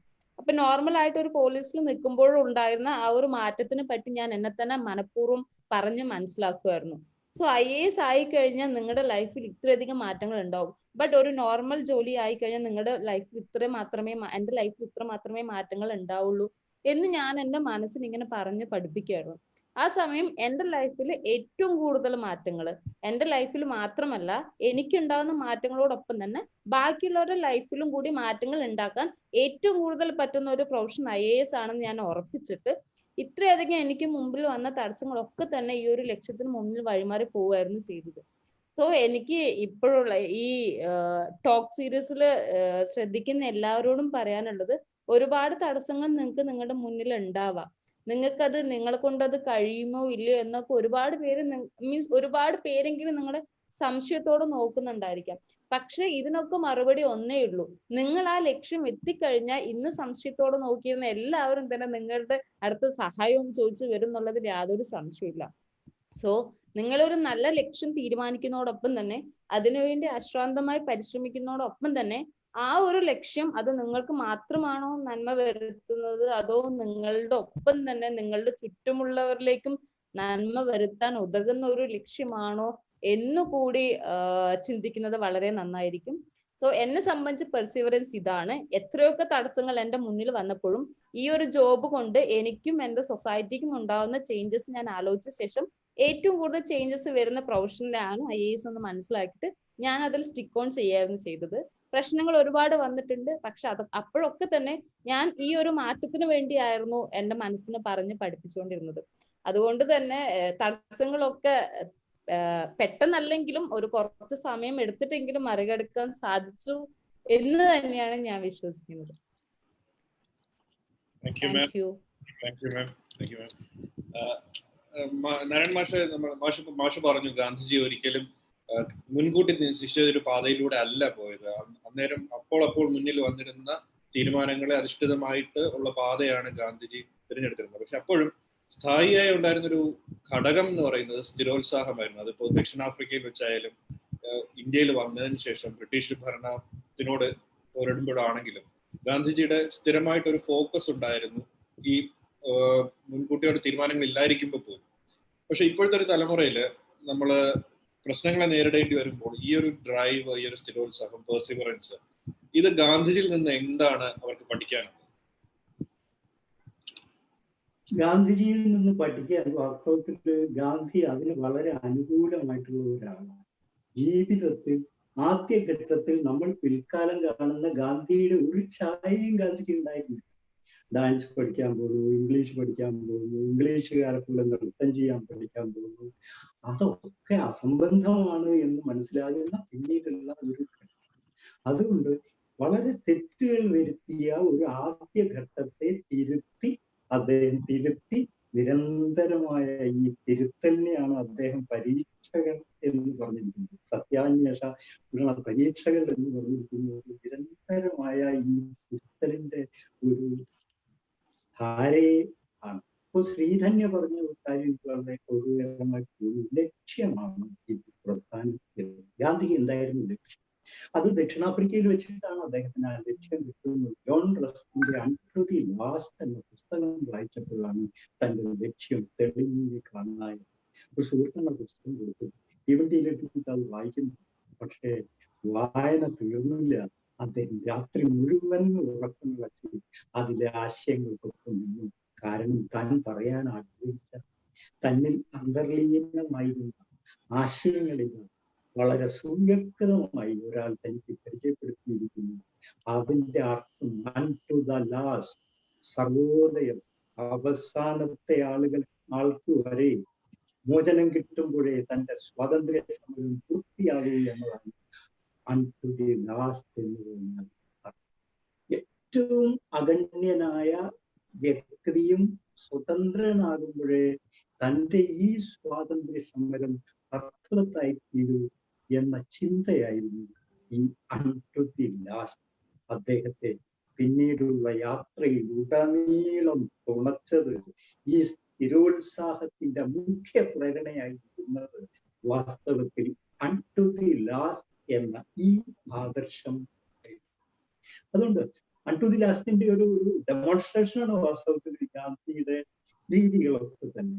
ഏറ്റവും പാവപ്പെട്ട ഒരാൾക്ക്, ഈ അവസാനത്തെ ആളെന്ന് പറഞ്ഞിട്ട്, അയാൾക്ക് ആകാവുന്ന ഭക്ഷണവും അയാൾക്ക് ധരിക്കാവുന്ന വസ്ത്രവും അയാൾക്ക് സഞ്ചരിക്കാവുന്ന സഞ്ചാര സൗകര്യങ്ങളും മാത്രം മതി തനിക്ക് എന്ന് അദ്ദേഹം തീരുമാനിക്കുന്നു. അഹിംസ എന്ന് പറയുമ്പോൾ നമ്മൾ പെട്ടെന്ന് വിചാരിക്കുന്നത് കേവല ഹിംസയെ കുറിച്ചായി പറഞ്ഞിരിക്കുന്നു. ഒരിക്കലുമല്ല. ഒരു ധാരാളിത്തമായി ജീവിക്കുന്നത് ഹിംസയാണ് എന്ന് ഗാന്ധി കണ്ടു. മിതവ്യയം, ത്രഫ്റ്റ് എന്ന് പറയുന്ന ഒരു മനോഹരമായ വാക്ക് ലാവോട്സയെ വിവരിക്കാൻ വേണ്ടി ഉപയോഗിക്കുന്നു. അദ്ദേഹത്തിന്റെ സിദ്ധാന്തം അതായി.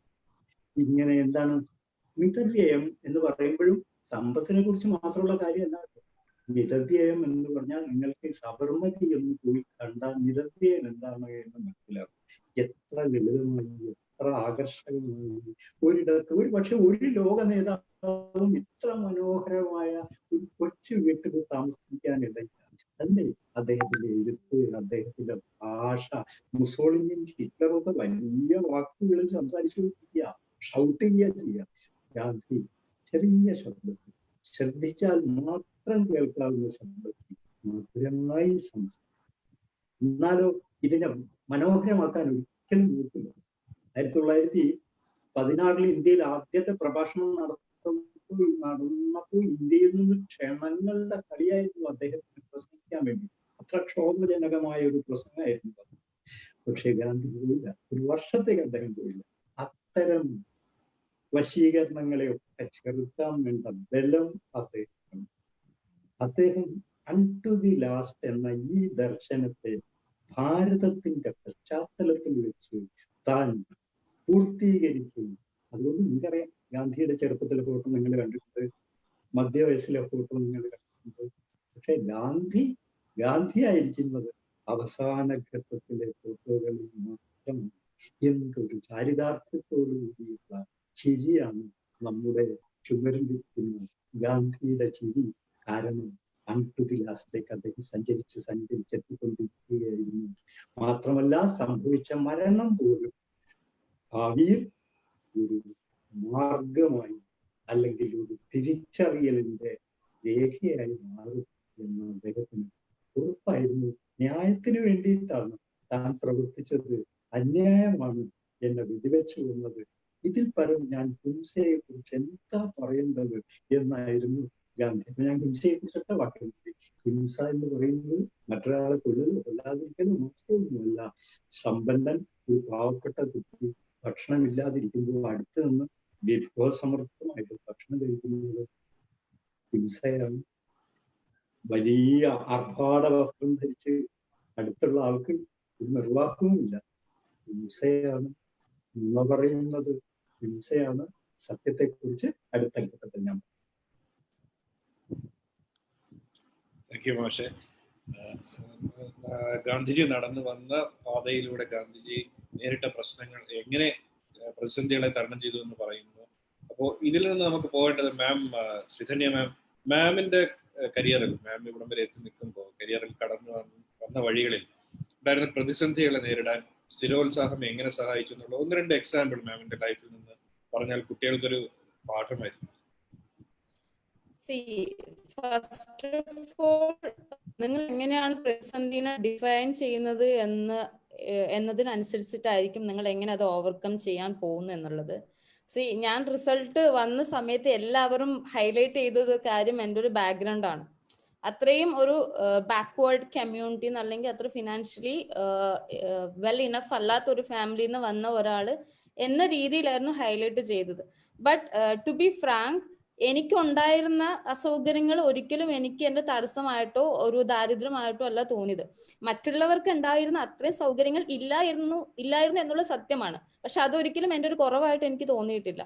സോ ഈ കേൾക്കുന്ന എല്ലാ കുട്ടികളോടും എനിക്ക് അതാണ് പറയാനുള്ളത്. മേ ബി നിങ്ങളുടെ തൊട്ടടുത്ത് സുഹൃത്തിനുണ്ടായിരിക്കുന്ന ഒരു സൗകര്യം നിങ്ങൾക്ക് ഉണ്ടാവണമെന്നില്ല. അതിനർത്ഥം നിങ്ങൾ ആ കുട്ടിയെക്കൊണ്ട് പുറകിലെന്നല്ല. മനസ്സിലായോ? അപ്പം അത് ആ ഒരു ഉള്ള സൗകര്യങ്ങളിൽ നിന്നുകൊണ്ട് എങ്ങനെ കൂടുതൽ എത്തിപ്പിടിക്കാം എന്നായിരിക്കണം നിങ്ങൾ എല്ലാവരും ചിന്തിക്കേണ്ടത്. എനിക്കുണ്ടായ കുറെ പ്രതിസന്ധികള് എന്റെ പ്രിപ്പറേഷൻ തുടങ്ങി ഒരു 1 വീക്ക് ആയപ്പോഴത്തേക്കും എന്റെ ഫാമിലിയിൽ എന്റെ ചേച്ചിയുടെ മകന് ഇപ്പോഴും ക്യൂർ ആവാത്ത ഒരു വലിയൊരു ഡിസീസ് ഉണ്ടെന്ന് കണ്ടെത്തി. ഞാൻ പ്രിപ്പറേഷൻ തുടങ്ങി ഏകദേശം 1 വീക്കിന് ശേഷമാണ് ഇത് ഐഡന്റിഫൈ ചെയ്യുന്നത്. സോ ആ സമയത്ത് ഞങ്ങളുടെ ഫാമിലി മൊത്തം തന്നെ ഒരു കൊളാപ്സ്ഡ് ആയ ഒരു സമയമായിരുന്നു. അപ്പൊ ഞാൻ ഒരിക്കലും സിവിൽ സർവീസിലേക്ക് തിരിച്ചു വരില്ല എന്ന് വരെ വിചാരിച്ച ഒരു സമയം. ബട്ട് ബൈ ഗോഡ്സ് ഗ്രേസ് എനിക്ക് ആ ഒരു സമയത്ത് ഫോർച്യൂൺ IAS അക്കാദമി ശരിക്കും ഭയങ്കര ഹെൽപ്പിംഗ് ഹാൻഡ് ആയിട്ട് വന്നു. അവർ എനിക്ക് മെയിൻസിനുള്ള ക്ലാസ്സുകളെല്ലാം തന്നെ തരാന്ന് പറഞ്ഞിട്ട് ഞാൻ ഫോർച്യൂൺ IAS അക്കാദമിയിൽ ജോയിൻ ചെയ്തു. സോ ആ ഒരു പ്രതിസന്ധി ഞാൻ ഓവർകം ചെയ്തത് അങ്ങനെയാണ്. സോ എനിക്ക് പക്ഷെ ആ ഓവർകം ചെയ്യാൻ കാരണം ഞാൻ വെറുതെ ഇരുന്നുകൊണ്ടല്ല, ഞാൻ ആ ഒരു അവസരത്തിന് വേണ്ടി കുറെ അന്വേഷിച്ചു എന്നുള്ളതാണ്. കാരണം ഏതൊക്കെയാണ് അക്കാദമികളാണ് സ്കോളർഷിപ്പ് കൊടുക്കുന്നത്, ട്രിവാൻഡ്രത്ത് എത്ര അക്കാദമി ഉണ്ട് എന്നൊക്കെ ഞാൻ അന്വേഷിച്ച ശേഷമാണ് ഫോർച്യൂൺ അക്കാദമിയെ പറ്റി കൂടുതലായിട്ട് അറിയുന്നതും ഫോർച്യൂൺ അക്കാദമിയുടെ ഒരു സാറ് വഴി ഞാൻ ഫോർച്യൂൺ അക്കാദമിയിലേക്ക് പോകുന്നതൊക്കെ അവരെന്നെ പഠിപ്പിച്ചിട്ടുണ്ടായിരുന്നു. സോ ഞാൻ പറഞ്ഞത്, ഈ ഒരു പ്രതിസന്ധികൾ വന്ന സമയത്ത് ഞാൻ ഒന്നും ട്രൈ ചെയ്യാതെ വീണ്ടും വീട്ടിൽ തന്നെ ഇരുന്നെങ്കിൽ ഒരിക്കലും ഞാൻ IAS എന്നുള്ള ഒരു ഡ്രീമിലേക്ക് എത്തില്ലായിരുന്നു. ഞാൻ വീണ്ടും പഴയ വേറെ ഏതെങ്കിലും ഒരു പ്രൊഫഷനിലേക്ക് മാറിപ്പോവായിരുന്നു. സോ അതായിരുന്നു ഒന്നാമത്തെ പ്രതിസന്ധി. രണ്ടാമത്തെ പ്രതിസന്ധി എന്ന് പറഞ്ഞിട്ടുണ്ടെങ്കിൽ, ഞാൻ ഫസ്റ്റ് എന്റെ പ്രിപ്പറേഷൻ തുടങ്ങിയ സമയത്ത് ഞാൻ വയനാട് പോലുള്ള ഒരു സ്ഥലത്തു നിന്നാണ് പോകുന്നത്. മാത്രമല്ല എനിക്ക് ട്രിവാൻഡ്രം എന്നുള്ള ഒരു ജില്ല പരിചയം പോലും ഇല്ലായിരുന്നു. ഒരു പെട്ടെന്നുള്ളൊരു ആവേശത്തിന് പോയി ഞാൻ ട്രിവാൻഡ്രത്ത് എത്തിയ ആ സമയത്ത് തുടക്കം എനിക്ക് ഈ എങ്ങനെയാണ് പ്രിപ്പയർ ചെയ്യേണ്ടതെന്നോ ആരെയാണോ ഡിപ്പെൻഡ് ചെയ്യേണ്ടതോ ഒന്നും അറിയില്ലായിരുന്നു.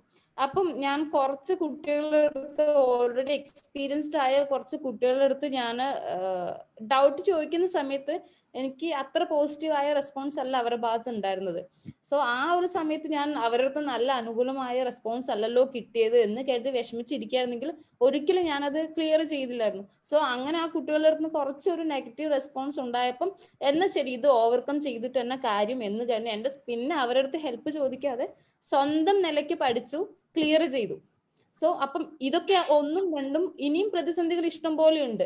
പക്ഷെ ആ പ്രതിസന്ധികൾ വരുന്ന സമയത്തൊന്നും തളർന്നിരുന്നതല്ല, അതെങ്ങനെ ഓവർകം ചെയ്യാനുള്ള വഴികൾ ഏതൊക്കെയാണെന്ന് അന്വേഷിച്ച ശേഷം അതിന്റെ പുറകെ പോയിട്ടാണ് നമ്മളൊന്നും ഓരോന്നും ഓവർകം ചെയ്ത് വരുന്നത്. പിന്നെ രണ്ടാമത്തെ കാര്യം, എൻ്റെ ഒരു നേച്ചർ എന്ന് വെച്ചിട്ടുണ്ടെങ്കിൽ എന്താണോ എനിക്കുള്ളത് ഞാൻ അതിൽ സാറ്റിസ്ഫൈഡ് ആകുന്ന ഒരു ടൈപ്പായിരുന്നു. അപ്പം എനിക്കിപ്പം ഈ മെയിൻസ് പഠിക്കുന്ന സമയത്തൊന്നും നല്ല ഫോൺ അങ്ങനെയൊന്നും ഉണ്ടായിരുന്നില്ല. മെയിൻസ് കഴിഞ്ഞ ശേഷമാണ് ഞാൻ ഫോൺ വാങ്ങുന്നതും ഒരു സ്മാർട്ട് ഫോൺ വാങ്ങുന്നതും ഒക്കെ. അപ്പം ഇപ്പൊ എല്ലാവരും പറയും മൊബൈൽ ഇല്ലാണ്ട് എങ്ങനെ പഠിക്കാൻ പറ്റും എന്നുള്ളതൊക്കെ. പക്ഷെ മൊബൈൽ ഇല്ലാണ്ട് പഠിക്കാൻ പറ്റുന്നു എന്നുള്ളതിന് ഉദാഹരണമായിരുന്നു ഞാൻ. കാരണം ആ സമയത്ത് മൊബൈൽ ഇല്ലെങ്കിലും നിങ്ങൾക്ക് പഠിക്കാൻ ഇഷ്ടം പോലെ പുസ്തകങ്ങളും കാര്യങ്ങളൊക്കെ കിട്ടും, അത് വായിച്ച് നിങ്ങൾക്ക് പഠിക്കാം. ബട്ട് മൊബൈൽ, ഇന്റർനെറ്റ് ഇതെല്ലാം തന്നെ നമ്മുടെ റാങ്ക് നിർണ്ണയിക്കുന്നതിലും നമ്മൾ എക്സാം ക്ലിയർ ചെയ്യുന്നതിലൊക്കെ വളരെ വളരെ അധികം പങ്ക് വഹിക്കുന്നുണ്ട്. അപ്പം ഇന്റർവ്യൂവിന് ശേഷമാണ് ഞാൻ അത്, മെയിൻസിന് ശേഷമാണ് ഞാൻ അതിന് പ്രാധാന്യം കൂടുതലായിട്ട് മനസ്സിലാക്കിയത്. സോ എന്റെ ഇന്റർവ്യൂ പ്രിപ്പറേഷൻ എല്ലാം തന്നെ അധികം പിന്നീട് നെറ്റ് ബേസ്ഡ് ആയിരുന്നു. സോ അതുകൊണ്ട് തന്നെ ഇന്റർവ്യൂലൊക്കെ നല്ല മാർക്ക് സ്കോർ ചെയ്യാനും നല്ല രീതിയിൽ എനിക്ക് റിസൾട്ട് നേടാനും സാധിച്ചു. സോ ഞാൻ പറഞ്ഞു വരുന്നത്, പ്രതിസന്ധികൾ ഉണ്ടാവാം. 1-2 ഉദാഹരണം ഞാൻ പറഞ്ഞു. പക്ഷെ ഈ പ്രതിസന്ധികൾ ഉണ്ടാകുന്ന സമയമൊക്കെ എനിക്ക് പറ്റില്ല എന്ന് മാറിയിരുന്ന ആരും നിങ്ങൾക്ക് അത് കൊണ്ടുതരാൻ പോകുന്നില്ല. സോ മറിച്ച് ഈ ഒരു പ്രതിസന്ധിനെ ഓവർകം ചെയ്യാൻ ഞാൻ എന്താണ് ചെയ്യേണ്ടത് എന്ന് സ്വയം കണ്ടെത്തി. എൻ്റെ അനിയന്മാരോടും അനിയത്തിമാരോടും ഒക്കെ എനിക്കിതാണ് പറയാനുള്ളത്. എന്താണ് നിങ്ങൾക്ക് നേടേണ്ടത് എന്ന് കൃത്യമായ ലക്ഷ്യം ഉണ്ടാക്കി, ഏതൊക്കെ വഴിയിലൂടെയാണ് അത് നേടേണ്ടതെന്ന് കൃത്യമായ ധാരണ ഉണ്ടാക്കുക. ആ ധാരണയില് ആ കൃത്യമായ ധാരണയ്ക്ക് ശേഷം ഏതൊക്കെ വഴിയിലൂടെ നേടാൻ പറ്റും എന്ന് കൃത്യമായി സ്റ്റഡി ചെയ്തതിന് ശേഷം ആ വഴിയിലൂടെ ഒക്കെ പോവാം. 100 വഴിയിലൂടെ പോയി കഴിഞ്ഞാൽ മാത്രമേ ചിലപ്പോൾ നിങ്ങളുടെ ലക്ഷ്യത്തിൽ എത്താവൂ. പക്ഷെ 99 വഴിയിലൂടെ പോയി കഴിഞ്ഞിട്ട് അവസാനത്തെ വഴി ബാക്കി വെച്ച് തിരിഞ്ഞു വരരുത്. കാരണം നിങ്ങളുടെ സക്സസ് ഇരിക്കുന്നത് ചിലപ്പോൾ ആ 100ാമത്തെ വഴിയിലായിരിക്കും.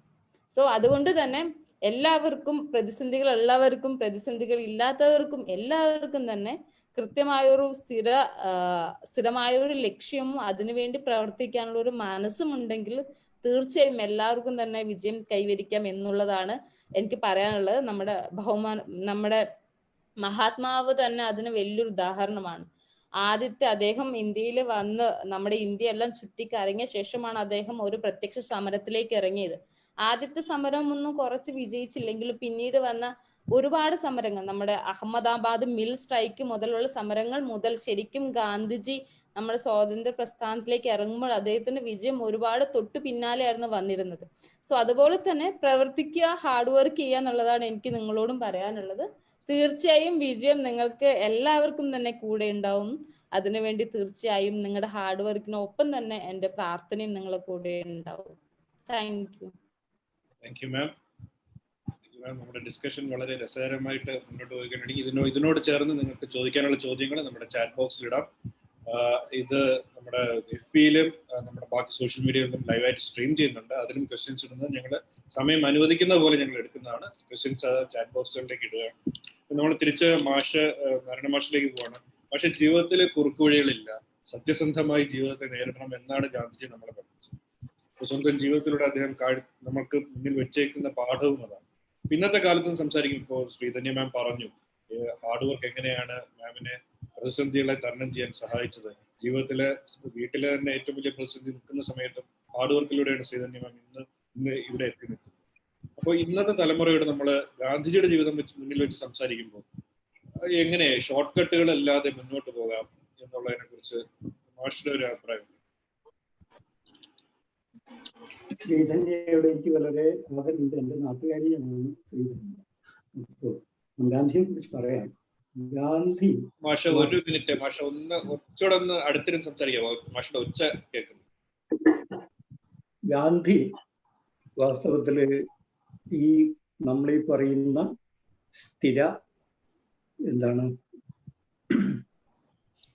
സ്ഥിരമായിട്ടുള്ള ഈ ഉല്ലാസത്തിന്റെ, ആഹ്ലാദത്തിന്റെ, ഉന്മേഷത്തിന്റെ ഒരു മൂർത്ത രൂപമായിരുന്നു വാസ്തവത്തിൽ ഗാന്ധി.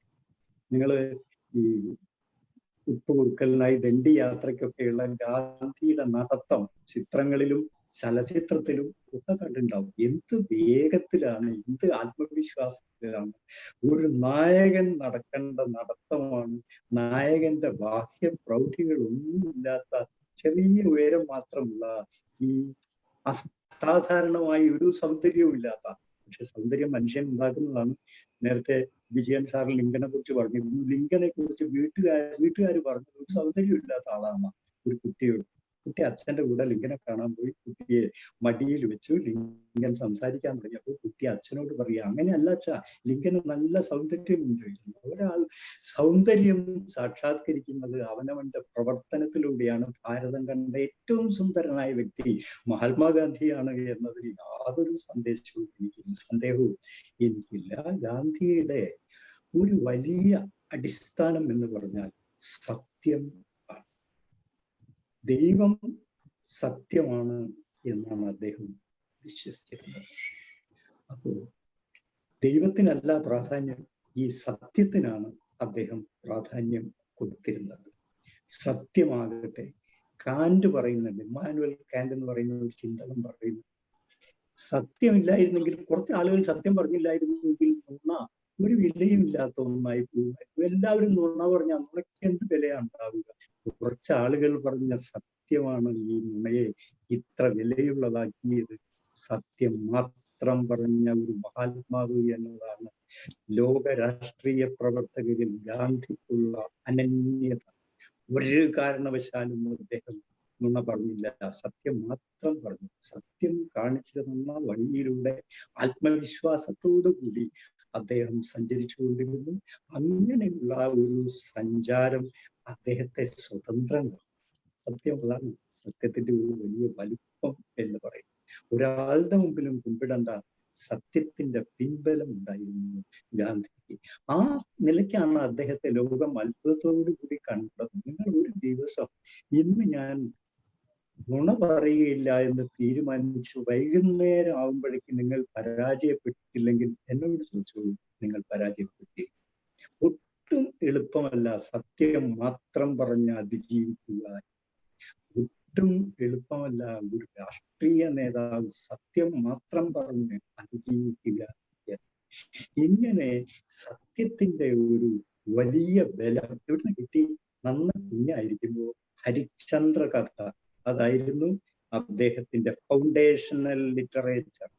അങ്ങനെ വേണം നിങ്ങൾ കുട്ടികൾക്കൊക്കെ ചെറുപ്പത്തിൽ നല്ല പുസ്തകങ്ങൾ വായിച്ചാൽ ആ പുസ്തകത്തിലെ സന്ദേശം നിങ്ങൾ വളരുന്നതിനൊപ്പം വളരും. നിങ്ങൾക്കത് എപ്പോഴും സഹായമായി ഇരിക്കും. അത്തരം കൃതികൾക്കാണ് ഫൗണ്ടേഷണൽ ലിറ്ററേച്ചർ എന്ന് പറയുക. ഈ അലക്സാണ്ടർ ചക്രവർത്തിയുടെ ഫൗണ്ടേഷണൽ ലിറ്ററേച്ചർ ഹോമറുടെ ഇലിയഡായിരുന്നു. 3 കാര്യം എപ്പം കൊണ്ട് നടക്കുമായിരുന്നു ഈ അലക്സാണ്ടർ ചക്രവർത്തി. ഒന്ന് ഒരു കഠാരിയാണ്, ഒന്ന് ഒരു ദന്തനിർമ്മിതമായ വ്യക്തിയാണ്, മൂന്നാമത്തേത് ഈ ഇലിയഡ്. ഇലിയഡ് വായിച്ചിട്ടാണ് അയാൾ ദിവസവും ഉത്സാഹം കൈവരിച്ചത്. അങ്ങനെ ഉത്സാഹം കൈവരിച്ചതിന്റെ ഫലമായിട്ടാണ് ലോകം മുഴുവൻ 37ാമത്തെ വയസ്സാകുമ്പോൾ കീഴടക്കാൻ ഏറെക്കുറെ മുഴുവൻ അദ്ദേഹത്തിന് സാധിച്ചത്. ഇങ്ങനെ ഒരു ഫൗണ്ടേഷണൽ ലിറ്ററേച്ചർ ഗാന്ധിയിൽ പ്രവർത്തിച്ചു. അത് ഹരിശ്ചന്ദ്ര കഥയായിരുന്നു. പിന്നീട് അദ്ദേഹം ഭഗവത്ഗീത കണ്ടത്. ഭഗവത്ഗീതയെ കുറിച്ച് അദ്ദേഹം പറയുന്നത്, എൻ്റെ മനസ്സ് മ്ലാനമായി തീരുമ്പോൾ, ആകാശത്തിൽ ഒരു പ്രകാശകിരണവും കാണാതിരിക്കുമ്പോൾ ഞാൻ ഭഗവത്ഗീതയിലെ ഒരു ശ്ലോകം വായിച്ച് കഴിയുമ്പോൾ എൻ്റെ മനസ്സാകെ തെളിയാൻ തുടങ്ങും എന്നാണ് പറഞ്ഞത്. പക്ഷെ ഒരു കാര്യം നിങ്ങൾ ആലോചിച്ചു, ഭഗവത്ഗീത എന്ന് പറയുന്ന മറ്റുള്ളവർ വായിച്ച കൃതിയെ അല്ല ഭഗവത്ഗീതയിൽ ഗാന്ധി വായിച്ചിട്ടുള്ളത്. ഗാന്ധി താൻ മാത്രം വായിച്ച ഒരു കൃതിയായിരുന്നു. അതൊരു യുദ്ധാഹ്വാനത്തിന്റെ കഥയായിട്ടേ മറ്റുള്ളവർക്ക് ബോധ്യപ്പെട്ടിട്ടുള്ളൂ.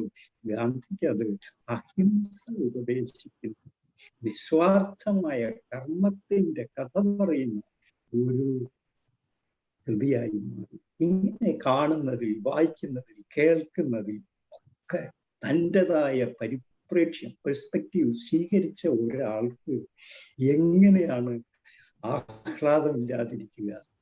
ദിവസവും ഈ ഒരു സ്വാതന്ത്ര്യത്തിന്റെ പാതയിലാണ് അദ്ദേഹം സഞ്ചരിച്ചുകൊണ്ടിരിക്കുന്നത്. ആ പാതയിൽ അദ്ദേഹം സുധീരം മുന്നേറിക്കൊണ്ടിരുന്നു. അവിടെ ഈ സത്യം എന്ന് പറയുന്നതായിരുന്നു അദ്ദേഹത്തെ സ്വതന്ത്രനാക്കിയ ഒന്നാമത്തെ അടിസ്ഥാനം. Thank you sir. Sreedhanya ma'am ഉണ്ടോ? മാം മാം, ഞാൻ മാമിനോട് ചോദിക്കാനുള്ളത്, ചരിത്രം ഉറങ്ങുന്ന വയനാട്ടിൽ നിന്നാണ് മാം വരുന്നത്. മാം ഇപ്പോ പ്രവർത്തിക്കുന്നത് ചരിത്രം ചേർത്ത് പിടിക്കുന്ന കോഴിക്കോടിലാണ്. അപ്പം ഇവിടെയെല്ലാം നമ്മളിപ്പോ ചരിത്രത്തിന്റെ ഒപ്പം സഞ്ചരിക്കുകയും, ഇപ്പൊ നമ്മൾ ഗാന്ധിജിയുടെ ചരിത്രത്തെ കുറിച്ച് നാരായണ മാഷ് പറയുന്നുണ്ട്, ചരിത്രത്തിൽ നിന്ന് നമ്മൾ പഠിക്കേണ്ട പാഠങ്ങളെ കുറിച്ച് പറയുന്നുണ്ട്. അപ്പം മാമിന് നമ്മുടെ ഇപ്പോഴത്തെ ഈ യങ്ങർ ജനറേഷനോട് പറയുമ്പോൾ ഈ ചരിത്രത്തിൽ നിന്ന് നമ്മൾ എന്താണ് പഠിക്കുന്നത്? നമ്മൾ ഗെയിമിന്റെയും ചാറ്റുകളുടെയും ലോകത്തിൽ ട്രാപ്ഡായി പോകുന്ന പുതുതലമുറയോട് മാമിന് ചരിത്രത്തിൽ നിന്ന് എന്ത് പാഠമാണ് പറയാൻ? ഹലോ, കേൾക്കുന്നുണ്ടോ? കേൾക്കുന്നുണ്ട് മാം. ശരി.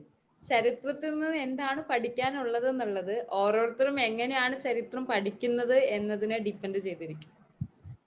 ഇപ്പം ഒരു സിമ്പിൾ ആയിട്ട് ഒരു ഉദാഹരണം പറയുകയാണെങ്കിൽ, സോറി, ഞാൻ നല്ലൊരു ഉദാഹരണം ആക്ച്വലി കണ്ടുവെച്ചതായിരുന്നു, വിട്ടുപോയി. നമുക്ക് ഏറ്റവും നമ്മുടെ സ്വാതന്ത്ര്യ സമര ചരിത്രത്തിൽ തന്നെ ഏറ്റവും പ്രധാനപ്പെട്ട ഒരു വ്യക്തിത്വമായ ഗാന്ധിജിയെ തന്നെ നമുക്ക് എടുക്കാം. ചരിത്രത്തിൽ നിന്ന് എന്താണ് പഠിക്കേണ്ടത് എന്നുള്ളത്. അപ്പം 2 രീതിയിൽ ഗാന്ധിജിയെ ആളുകൾ വിശകലനം ചെയ്യുന്നുണ്ട്. ഒന്നാമത്, ഗാന്ധിജി ഒരു അഹിംസ എന്ന തന്ത്രം സ്വീകരിച്ചില്ലായിരുന്നെങ്കിൽ മേ ബി നമുക്ക് സ്വാതന്ത്ര്യം മുന്നേ കിട്ടുമായിരുന്നു എന്നൊക്കെ രീതിയിലുള്ള വിശകലനങ്ങളും വാഗ്വാദങ്ങളും തന്നെ നടക്കുന്നുണ്ട്.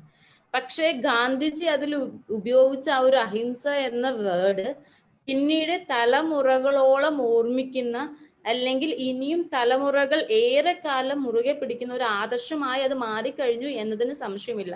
വേണമെങ്കിൽ ആ ഒരു ചരിത്രം പഠിക്കുന്നവർക്ക് രണ്ട് തരത്തിലും അത് എടുക്കാവുന്നതാണ്. സോ ഇനി എന്നെ സംബന്ധിച്ച് പറയുകയാണെങ്കിൽ, വയനാടിനും ചരിത്രമുണ്ട്, കോഴിക്കോടിനും ചരിത്രമുണ്ട്. മാത്രമല്ല നമ്മുടെ കേരളത്തിനും ഇന്ത്യക്കും എല്ലാവർക്കും അതിൻ്റെതായ ചരിത്രമുണ്ട്. സോ ചരിത്രത്തിന് നിങ്ങൾക്ക് നെഗറ്റീവ് ആയിട്ടുള്ള ആസ്പെക്ട്സ് വേണമെങ്കിലും എടുക്കാം, ബട്ട് പോസിറ്റീവ് ആയിട്ടുള്ള ആസ്പെക്ട്സ് വേണമെങ്കിലും എടുക്കാം. അത് എങ്ങനെ എടുക്കുന്നു എന്നുള്ളത് ഓരോരുത്തരും ഡിപ്പെൻഡ് ചെയ്തിരിക്കും. പക്ഷെ നമ്മൾ എപ്പോഴും വിജയിക്കുന്നവരുടെ മാത്രമല്ല ചരിത്രം. തോൽവികൾ വാങ്ങിയവര് ഏത് വഴിയിലൂടെ പോയത് കൊണ്ടാണ് അവർക്ക് തോൽവികൾ വാങ്ങിയത് എന്നുകൂടി നമ്മൾ മനസ്സിലാക്കിയിട്ട് ഇനി ഒരിക്കലും ആ വഴിയിലൂടെ സഞ്ചരിക്കരുത് എന്നുള്ള തീരുമാനം നമ്മൾ എടുക്കണം. സോ എന്തുകൊണ്ടാണ് അയാൾക്ക് തോൽവി പറ്റിയത് എന്നറിയണമെങ്കിൽ തോറ്റവരുടെ ഗാഥകൾ കൂടി നമ്മൾ വായിക്കണം.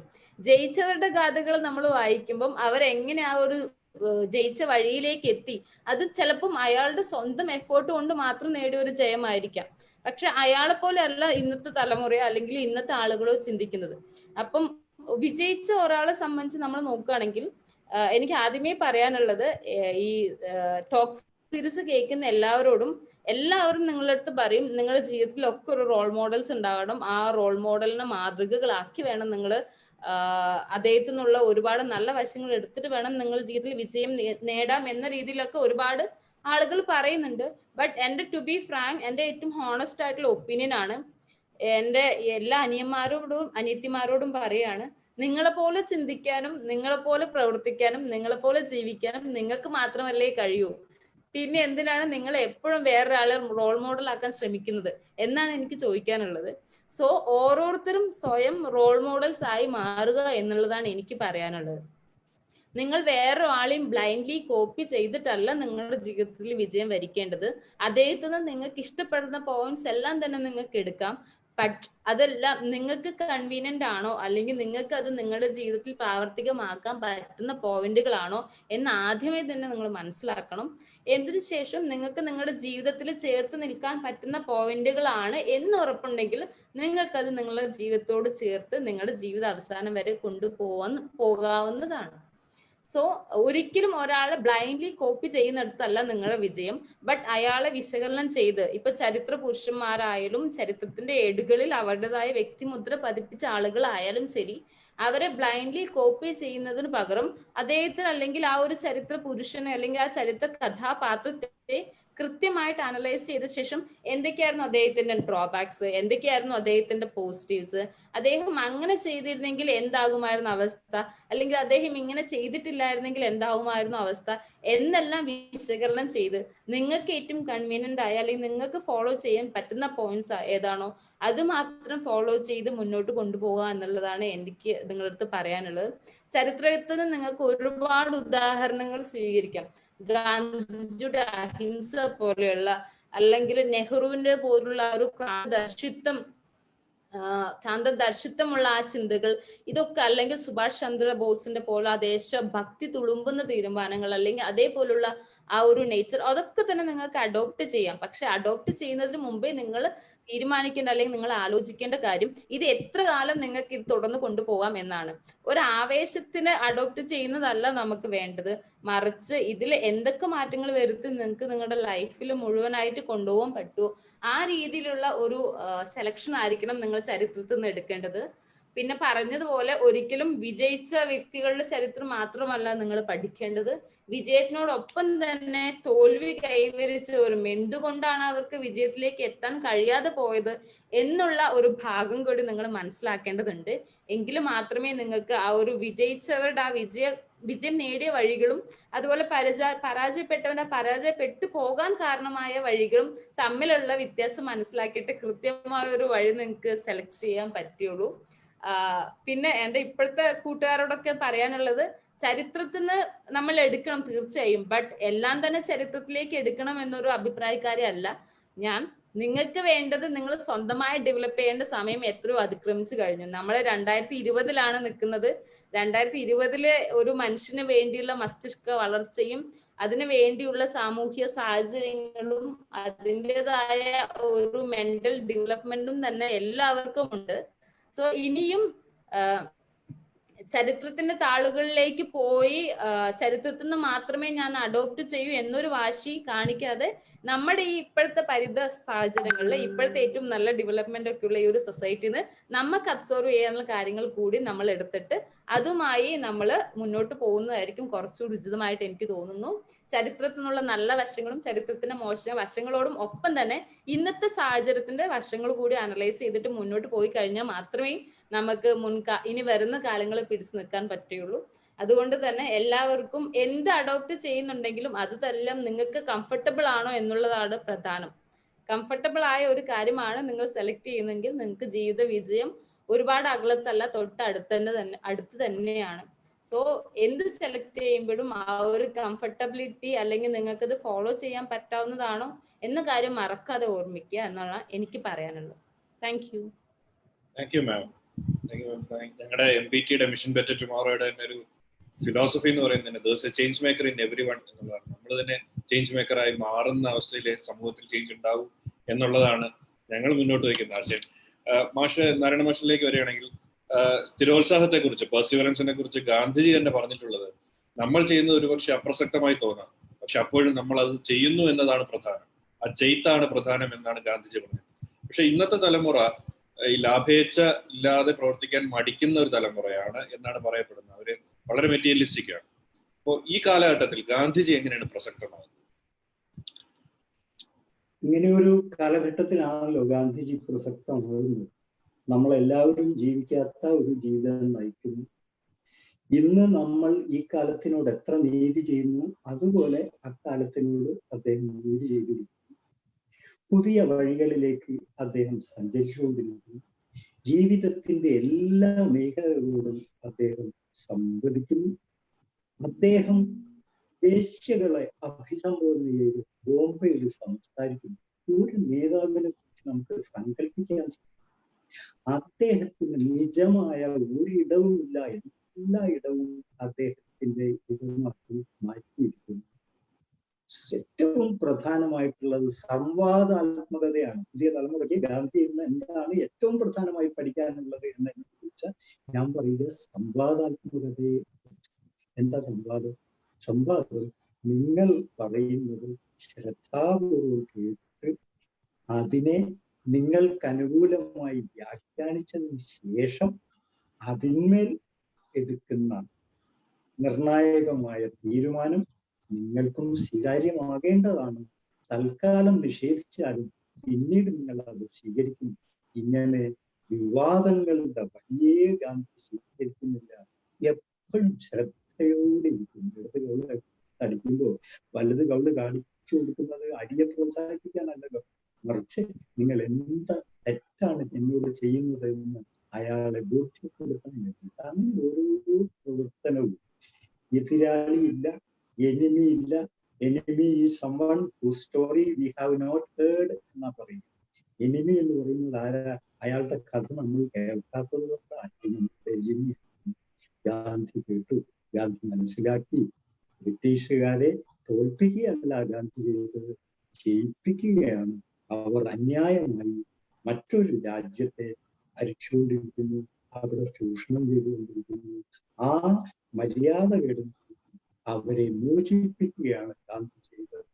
ആ മോചനം അവർ പിന്നീട് മനസ്സിലാക്കുന്നു. അങ്ങനെയുള്ള ഒരു സംവാദാത്മകത പുതിയ കുട്ടികളൊക്കെ നിസ്സംശയമായിട്ടും ഗാന്ധിയിൽ നിന്ന് പഠിക്കേണ്ടതിതാണ്. മറ്റൊരാളെ ഭാഗികമായി മാത്രം കേൾക്കുക, പിന്നെ തീരെ ആത്മബോധം ഇല്ലാതെ പ്രവർത്തിക്കുക. മുല്ലാ നസറുദ്ദീൻ വലിയ ഉത്സാഹത്തോടുകൂടി നടത്താൻ എന്താ ഇപ്പൊ ഉത്സാഹം ചോദിച്ചു. അതുണ്ട്. ഇബ്രാഹിം എന്ന് പറഞ്ഞ ആളിന്റെ അയാൾ എന്റെ കണ്ട അന്നേരം എന്റെ പുറത്തടിക്കും. അത് കാരണം ഞാൻ ഒരു ഒരു തൊട്ട കത്തുന്ന ഒരു സാധനം എന്റെ പുറത്ത് കെട്ടിവെച്ചു. അയാളുടെ കൈ കൊള്ളും എന്ന് ഉറപ്പാണ്, പക്ഷെ ഇയാൾ അതിനുമ്പ് മരിക്കും. അതാണ് അതിലും ഉറപ്പുള്ള ഒരു കാര്യം. ഈ വിധത്തിലുള്ള ആത്മബോധമില്ലാത്ത എതിർപ്പ് ആണ് മിക്കവാറും നമുക്കുള്ളത്. വെറുപ്പാണ് നമ്മുടെ അടിസ്ഥാനമായിരിക്കുന്നത്. ഗാന്ധി പറയുന്നത് സഹിഷ്ണുത കൊണ്ട് മാത്രമേ തോൽപ്പിക്കാനാണ്, സ്നേഹം കൊണ്ട് മാത്രമേ വിരോധത്തെ കീഴ്പ്പെടുത്താൻ സാധിക്കുകയുള്ളൂ. അസഹിഷ്ണുതയെ സഹിഷ്ണുതകളുടെ വരുതി വരുത്താനും എന്നൊക്കെ പറയുന്ന അത്യന്തം സംവാദാത്മകമായ ഈ രീതി ഏത് പ്രവർത്തന മേഖലയിലേക്കും നമുക്ക് കൊണ്ടുവരാൻ സാധിക്കുമെന്നാണ് ഞാൻ വിചാരിക്കുന്നത്. നമ്മൾ എത്ര ആധുനികരായാലും ഗാന്ധി കരുതാത്ത വിധത്തിൽ ടെക്നോളജിയുടെ ഒരു ലോകത്താണ് നമ്മൾ ജീവിച്ചിരിക്കുന്നത്. ഇപ്പോ നമ്മളൊന്നുമല്ല കാര്യങ്ങൾ നിർവഹിക്കുന്നത്, വലിയ വലിയ ശക്തികളാണ്. അപ്പോഴും നമുക്ക്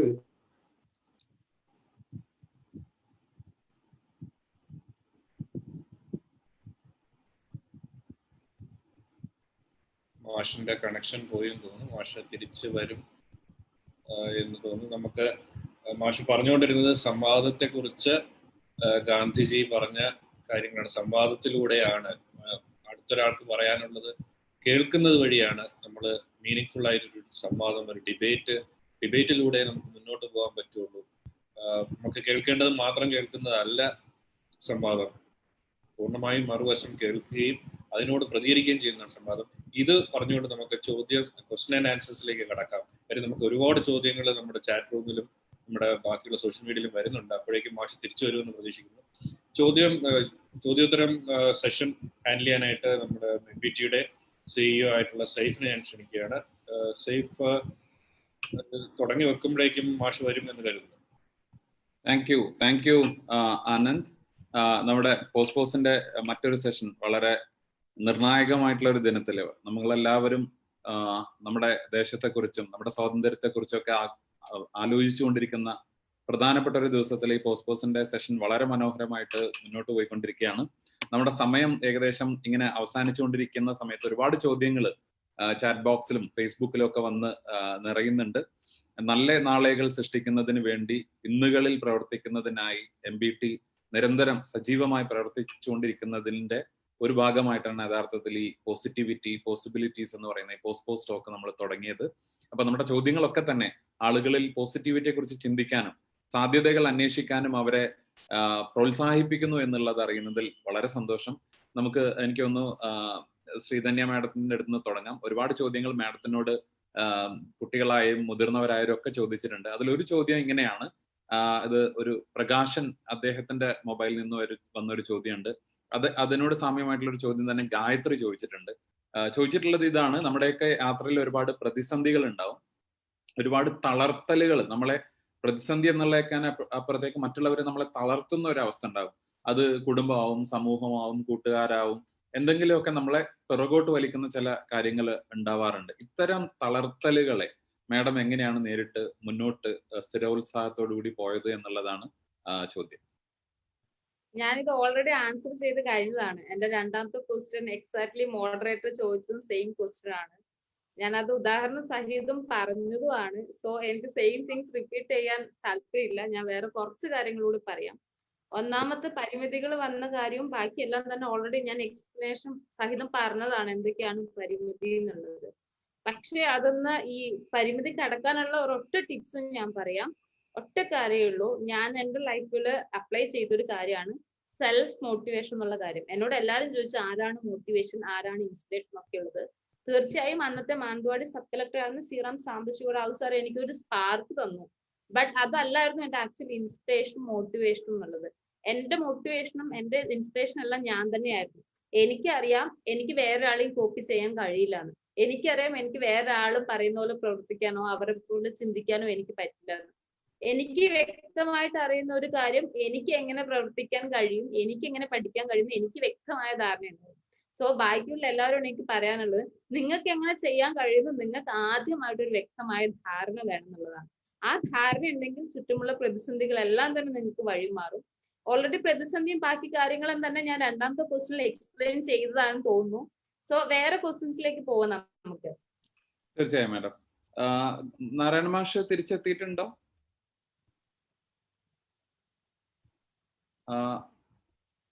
മാഷ കണക്ഷൻ ശരിയാവുന്നേ ഉള്ളൂ എന്ന് തോന്നുന്നു. മാഡത്തിന്റെ അടുത്ത് തന്നെ അടുത്തൊരു ചോദ്യം ഉള്ളത്, ഇന്നത്തെ ഈ തലമുറയുടെ കാര്യത്തില് അവര് ഒരു സ്ഥിരോത്സാഹം നിലനിർത്തുന്നതിന് വളരെ ബുദ്ധിമുട്ട് അനുഭവിക്കുന്നു എന്നുള്ള ഒരു തോന്നലുണ്ട്. അതായത് താല്പര്യങ്ങൾ പെട്ടെന്ന് മാറി, ഒരു ദിവസത്തെ താല്പര്യം അല്ല അടുത്തൊരു ദിവസത്തെ താല്പര്യം എന്ന് പറയുന്നത്. ഇങ്ങനെ താല്പര്യങ്ങൾ പലപ്പോഴും മാറി നിൽക്കുന്ന ഒരവസ്ഥ ഉണ്ട്. ഒന്നിലും അധികം നാൾ തങ്ങി നിൽക്കാനോ കോൺസെൻട്രേറ്റ് ചെയ്യാനോ പറ്റാത്ത ഒരവസ്ഥയുണ്ട്. ഇത്തരം ഡിസ്ട്രാക്ഷൻസ്, അതിനെ കുറിച്ചൊന്ന് സംസാരിക്കാം. അതിന് ചില ടിപ്സ്, അത്തരം ഡിസ്ട്രാക്ഷൻസിനെ ഒഴിവാക്കാൻ എന്ത് ചെയ്യാൻ പറ്റും എന്നുള്ള ഒരു ചോദ്യം വന്നിട്ടുണ്ട്. ഫസ്റ്റ് ഓഫ് ഓൾ മനസ്സിലാക്കേണ്ടത്, ഈ ഒരു ഡിസ്ട്രാക്ഷൻസും ഈ ഒരു സ്ഥിരതയില്ലായ്മയും ഇന്നത്തെ തലമുറയുടെ മാത്രം പ്രശ്നമല്ല, മനുഷ്യനായിട്ട് ജനിച്ച എല്ലാവർക്കും ഉള്ള പ്രശ്നമാണ് ഈ കാര്യങ്ങളൊക്കെ തന്നെ.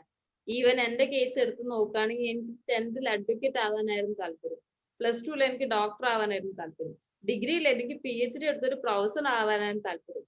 എന്റെ സിവിൽ സർവീസിലേക്കുള്ള താല്പര്യം എനിക്ക് വന്ന എന്റെ പോസ്റ്റ് ഗ്രാജുവേഷൻ കഴിഞ്ഞ ശേഷമുള്ള ഒരു സ്പാർക്കിലാണ്.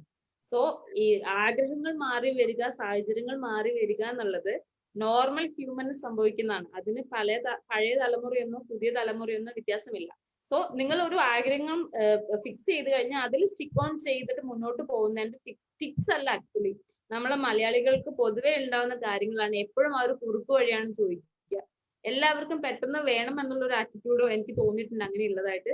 സോ അങ്ങനെയുള്ളവരടുത്ത് ആദ്യമേ ഞാൻ പറയാണ്, നിങ്ങളുടെ ജീവിതത്തിൽ സ്ഥിരോത്സാഹം നിലനിർത്താനും നിങ്ങളുടെ ലക്ഷ്യം നേടിയെടുക്കാനും യാതൊരു തരത്തിലുള്ള കുറുക്കു വഴിയും ഇല്ല എന്ന് ഞാൻ ആദ്യമേ എഴുതി ഒപ്പിട്ട് തരികയാണ്.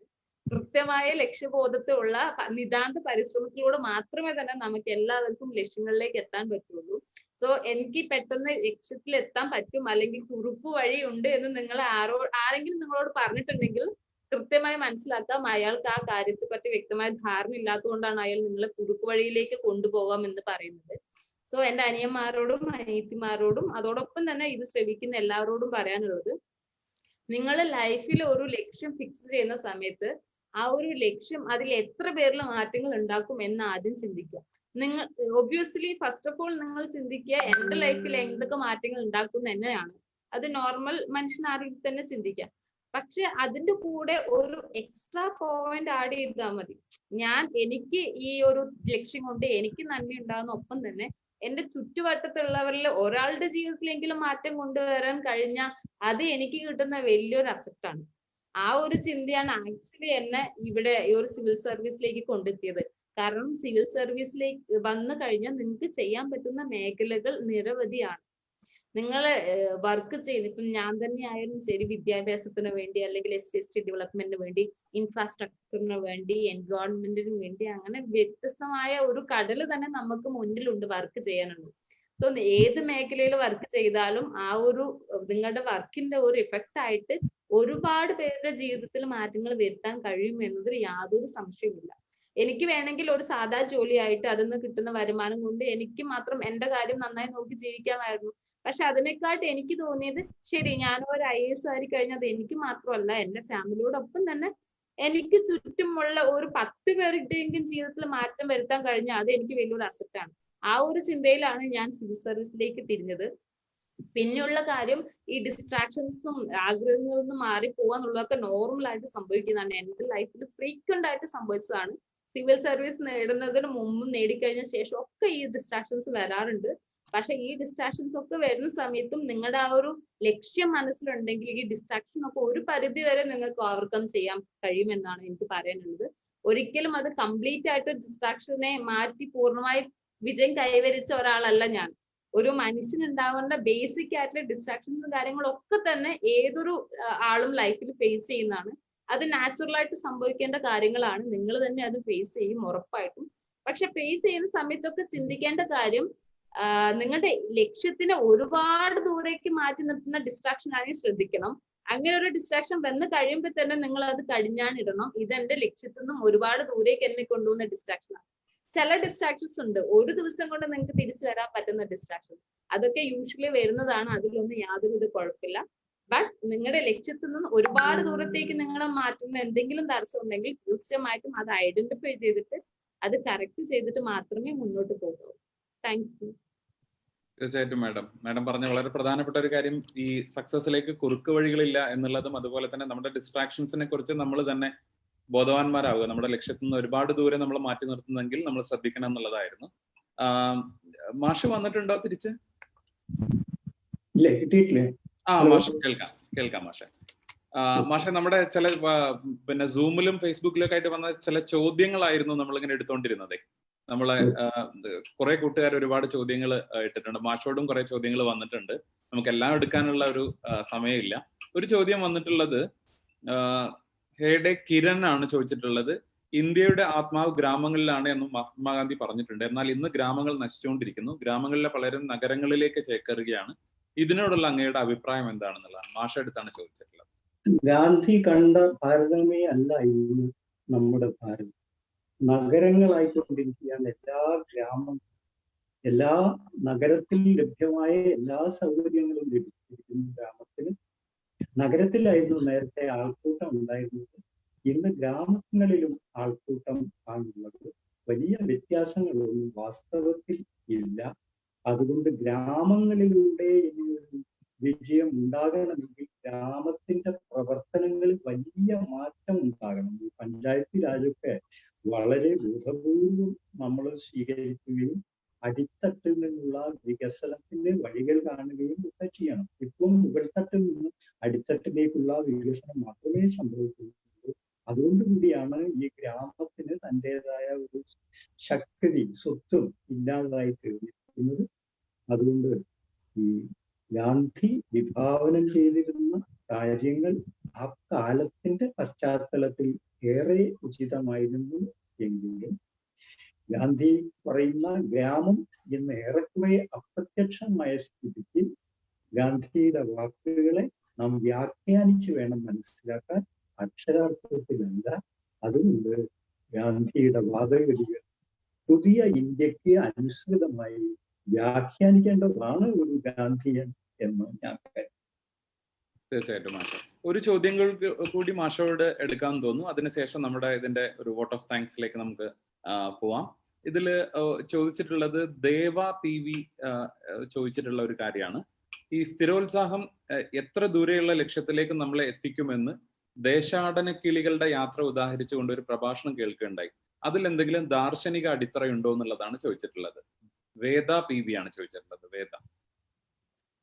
ഈ ലക്ഷ്യങ്ങള് ഞാൻ പറയുമ്പോൾ സമീപസ്ഥങ്ങളായ ലക്ഷ്യങ്ങൾ നമ്മുടെ ലക്ഷ്യങ്ങളാകരുത് എന്ന്. നമുക്ക് ജീവിതം കൊണ്ട് സാക്ഷാത്കരിക്കാവുന്ന വലിയ ലക്ഷ്യങ്ങൾ, ക്രമേണ മാത്രം സാക്ഷാത്കരിക്കാവുന്ന ലക്ഷ്യങ്ങൾ, ഇതൊക്കെ നമ്മുടെ വഴിയെ സാധൂകരിക്കും. അല്ലെങ്കിൽ ചെറിയ ലക്ഷ്യങ്ങളാണെങ്കിൽ അതാത് സാക്ഷാത്കരിച്ചു കഴിഞ്ഞാൽ വലിയ ഒരു ശൂന്യതയിലായിരിക്കും നമുക്ക്. അതുകൊണ്ടാണ് അൺടു ദി ലാസ്റ്റ് ആയിരുന്നു ഗാന്ധിയുടെ വലിയ ലക്ഷ്യം. അത് അദ്ദേഹത്തിന്റെ ജീവിതം കൊണ്ട് പോലും സാക്ഷാത്കരിക്കാനാവാത്തതാണ്. പിന്നീട് നമ്മളിലൂടെ സാക്ഷാത്കരിക്കേണ്ടതും ആണ്. അങ്ങനെ ദീർഘമായ ഒരു പാതയിൽ ആയിരുന്നു ഗാന്ധി. ലക്ഷ്യത്തിന്റെ പാതയിൽ ഇതുപോലെ ദീർഘലക്ഷ്യങ്ങളുള്ള പാത നാം സ്വീകരിക്കണം. തൽക്കാല ലക്ഷ്യങ്ങളിൽ അഭിരമിച്ചാൽ നമ്മൾ ചെറിയ ആളുകളായി അവസാനിച്ചു പോകാനാണ്. താങ്ക് യു മാഷെ. നമുക്ക് ചോദ്യങ്ങൾ ഒരുപാട് ഇനി വന്ന് കിടക്കുന്നുണ്ട്. എന്തായാലും മാഷയുടെ ഈ ഒരു വലിയ സന്ദേശത്തോടു കൂടി ഈ പിന്നെ താൽക്കാലിക ലക്ഷ്യങ്ങളിൽ നമ്മൾ അഭിരമിച്ചു പോകാത്തൊരവസ്ഥ ഉണ്ടാവട്ടെ എന്നുള്ള വലിയ സന്ദേശം ഉൾക്കൊണ്ടുകൊണ്ട് നമുക്ക് മറ്റു ചോദ്യങ്ങൾ എടുക്കാനുള്ള ഒരു സമയത്തിന്റെ ഒരു പ്രശ്നം കാരണം നമുക്ക് എടുക്കാൻ പറ്റാത്ത ഒരു അവസ്ഥയുണ്ട്. ക്ഷമ ചോദിക്കുകയാണ്. പക്ഷെ ചോദ്യങ്ങൾ ചോദിച്ചുകൊണ്ടേയിരിക്കുക. നമുക്ക് നമ്മളായിട്ട് ഉത്തരം തേടാനുള്ള ഒരുപാട് മേഖലകൾ നമുക്കുണ്ട്. നമുക്ക് ഇതിന്റെ ഒരു അവസാന ഘട്ടത്തിലേക്ക് കടക്കുകയാണ്. ആര്യ ആണ് നമ്മളോടൊപ്പം വോട്ട് ഓഫ് താങ്ക്സിനായിട്ട് ജോയിൻ ചെയ്യുന്നത്. Arya our responsibility to children പദ്ധതിയുടെ സ്റ്റേറ്റ് ഓഫീസറാണ്. MBTയുടെ ഞങ്ങളുടെ കൂടെയുള്ള ഒരു മെമ്പറാണ്. ആര്യ. താങ്ക് യു സേഫ് sir. Good evening to all. ഇത്രയും മഹത്തായ ഒരു ദിവസം ഗാന്ധി ജയന്തി ദിനത്തിൽ തന്നെ കൽപ്പറ്റ നാരായണ മാഷിനെ പോലെയുള്ള ഗാന്ധിജിയുടെ ആദർശത്തെ മുറുകെ പിടിക്കുന്ന ഒരു വ്യക്തിയെയും നമ്മൾക്ക് സ്പീക്കറായി കിട്ടിയതിൽ MBTക്ക് വളരെ സന്തോഷമുണ്ട്. ശരിക്കും പറഞ്ഞാൽ തിരിച്ച് കുറച്ച് സമയമെങ്കിലും ആ ഗാന്ധിജിയുടെ ഓർമ്മകളിലേക്കും ഗാന്ധിജി പറഞ്ഞ വാക്കുകളിലേക്കും അഹിംസയും സത്യവും എത്രമാത്രം നമ്മൾ കൂടെ കൂട്ടണമെന്നും എന്തൊക്കെ കാര്യങ്ങളാണ് നമ്മൾ ഇനിയും മുന്നോട്ട് പോവേണ്ടതെന്നും നമ്മളുടെ ലക്ഷ്യമാണ് പരമപ്രധാനം, അത് വലിയ ലക്ഷ്യങ്ങൾ തന്നെയാണ് നമ്മൾ കാണേണ്ടതെന്നും തുടങ്ങി എല്ലാ കാര്യങ്ങളും വളരെ ചെറിയ സമയത്തിനുള്ളിൽ മാഷ് നമ്മളോടൊപ്പം പങ്കുവച്ചു. എല്ലാവരുടെയും പേരിൽ, MBTയുടെ മുഴുവൻ ടീമിന്റെയും പേരിൽ ഞാൻ നാരായണ മാഷിന് നന്ദി പറയുവാണ്. താങ്ക് യു വെരി മച്ച് മാഷ്. സർ, അടുത്ത് നമ്മളോടൊപ്പം ഉള്ളത് വളരെ ബഹുമാനപ്പെട്ട നമ്മുടെ മാഡം ശ്രീധന്യ മാം ആണ്. തന്റെ സ്വതസിദ്ധമായ പ്രശ്നങ്ങളിലൂടെയും വഴികളിലൂടെയും നീങ്ങി വിജയം കൈവരിച്ചപ്പോൾ ഏറ്റവും നമ്മളുള്ളിലുള്ള എന്റെ കോൺഫിഡൻസും എന്റെ പ്രശ്നങ്ങൾ ആണ് ഓവർകം ചെയ്യാനുള്ളത്, ഞാൻ തന്നെയാണ് എന്റെ പ്രതിസന്ധികൾ തരണം ചെയ്യാനുള്ളത്, എന്റെ റോൾ മോഡൽ ഞാൻ തന്നെയാണ് എന്ന് തുടങ്ങി ഒത്തിരി കാര്യങ്ങൾ മാമും ഈ ഒരു കുറഞ്ഞ സമയത്തിനുള്ളിൽ നമ്മളോടൊപ്പം പങ്കുവച്ചു. ശരിക്കും മാമിന്റെ വാക്കുകൾ ഇത് കേട്ടുകൊണ്ടിരുന്ന ഓരോ വ്യക്തികൾക്കും, ഏത് തലമുറയിലായാലും, എന്റെ തലമുറയായാലും കുഞ്ഞു തലമുറ, അനിയന്മാരായാലും ഇതൊരു വലിയ പ്രചോദനമാണ്. ശരിക്കും എന്റെ റോൾ മോഡൽ എന്റെ ഉള്ളിൽ തന്നെയാണ് ഉള്ളത് എന്നുള്ളത്. അതിനും മാമിനോട് വലിയൊരു താങ്ക്സ് MBTയുടെ മുഴുവൻ ടീമിന്റെ പേരിലും. Thank you very much ma'am. ഒപ്പം തന്നെ വെൽക്കം മാം, വെൽക്കം. ഒപ്പം തന്നെ നമ്മളെ മുന്നിൽ നിന്ന് നയിക്കുന്ന, നമ്മൾക്ക് ഈ ഒരു ഊർജം എന്നും പകർന്നു തരുന്ന ബഹുമാനപ്പെട്ട വിജയൻ സാറിനും ഞാൻ സ്നേഹത്തോടെ താങ്ക്സ് പറയുന്നു. അതിനോടൊപ്പം തന്നെ ഈ പ്രോഗ്രാം MBTയുടെ പോസിറ്റിവിറ്റി ആൻഡ് പോസിബിലിറ്റി എന്നുള്ള ഫ്രൈഡേ ടോക്ക് സീരീസ് എല്ലാ ദിവസവും, എല്ലാ ആഴ്ചയിലെ വെള്ളിയാഴ്ച ദിവസവും നമ്മളോടൊപ്പം ചേരുന്ന നമ്മളുടെ പ്രിയപ്പെട്ട പ്രേക്ഷകർ, സൂമിലും ഫേസ്ബുക്കിലുമായി വരാറുള്ള ഞങ്ങളുടെ പ്രേക്ഷകർക്കും യൂട്യൂബിലെ പ്രേക്ഷകർക്കും ഞാൻ താങ്ക്സ് പറയുന്നു. ഒപ്പം MBTയുടെ എല്ലാ ടീം അംഗങ്ങൾക്കും ഇത് ഒരു നല്ല സക്സസ് ആയി ഞങ്ങളുടെ ഒരു ടീമിന്റെ വളരെ പ്രയത്നത്തിന്റെ ഫലമായിട്ടാണ് ഓരോ ടോക്ക് സീരീസും ഞങ്ങൾ എല്ലാവരിലേക്കും എത്തിക്കുന്നത്. സോ എല്ലാവർക്കും താങ്ക്സ് പറയുന്നു.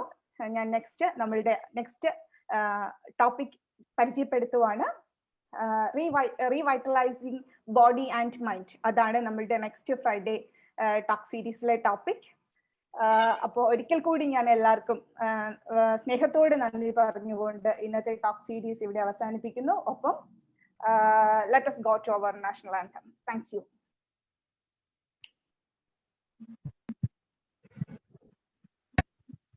जन गण मन अधिनायक जय हे भारत भाग्य विधाता। पंजाब सिंध गुजरात मराठा द्राविड उत्कल बंगा। विंध्य हिमाचल यमुना गंगा उच्चल जलधि तरंगा।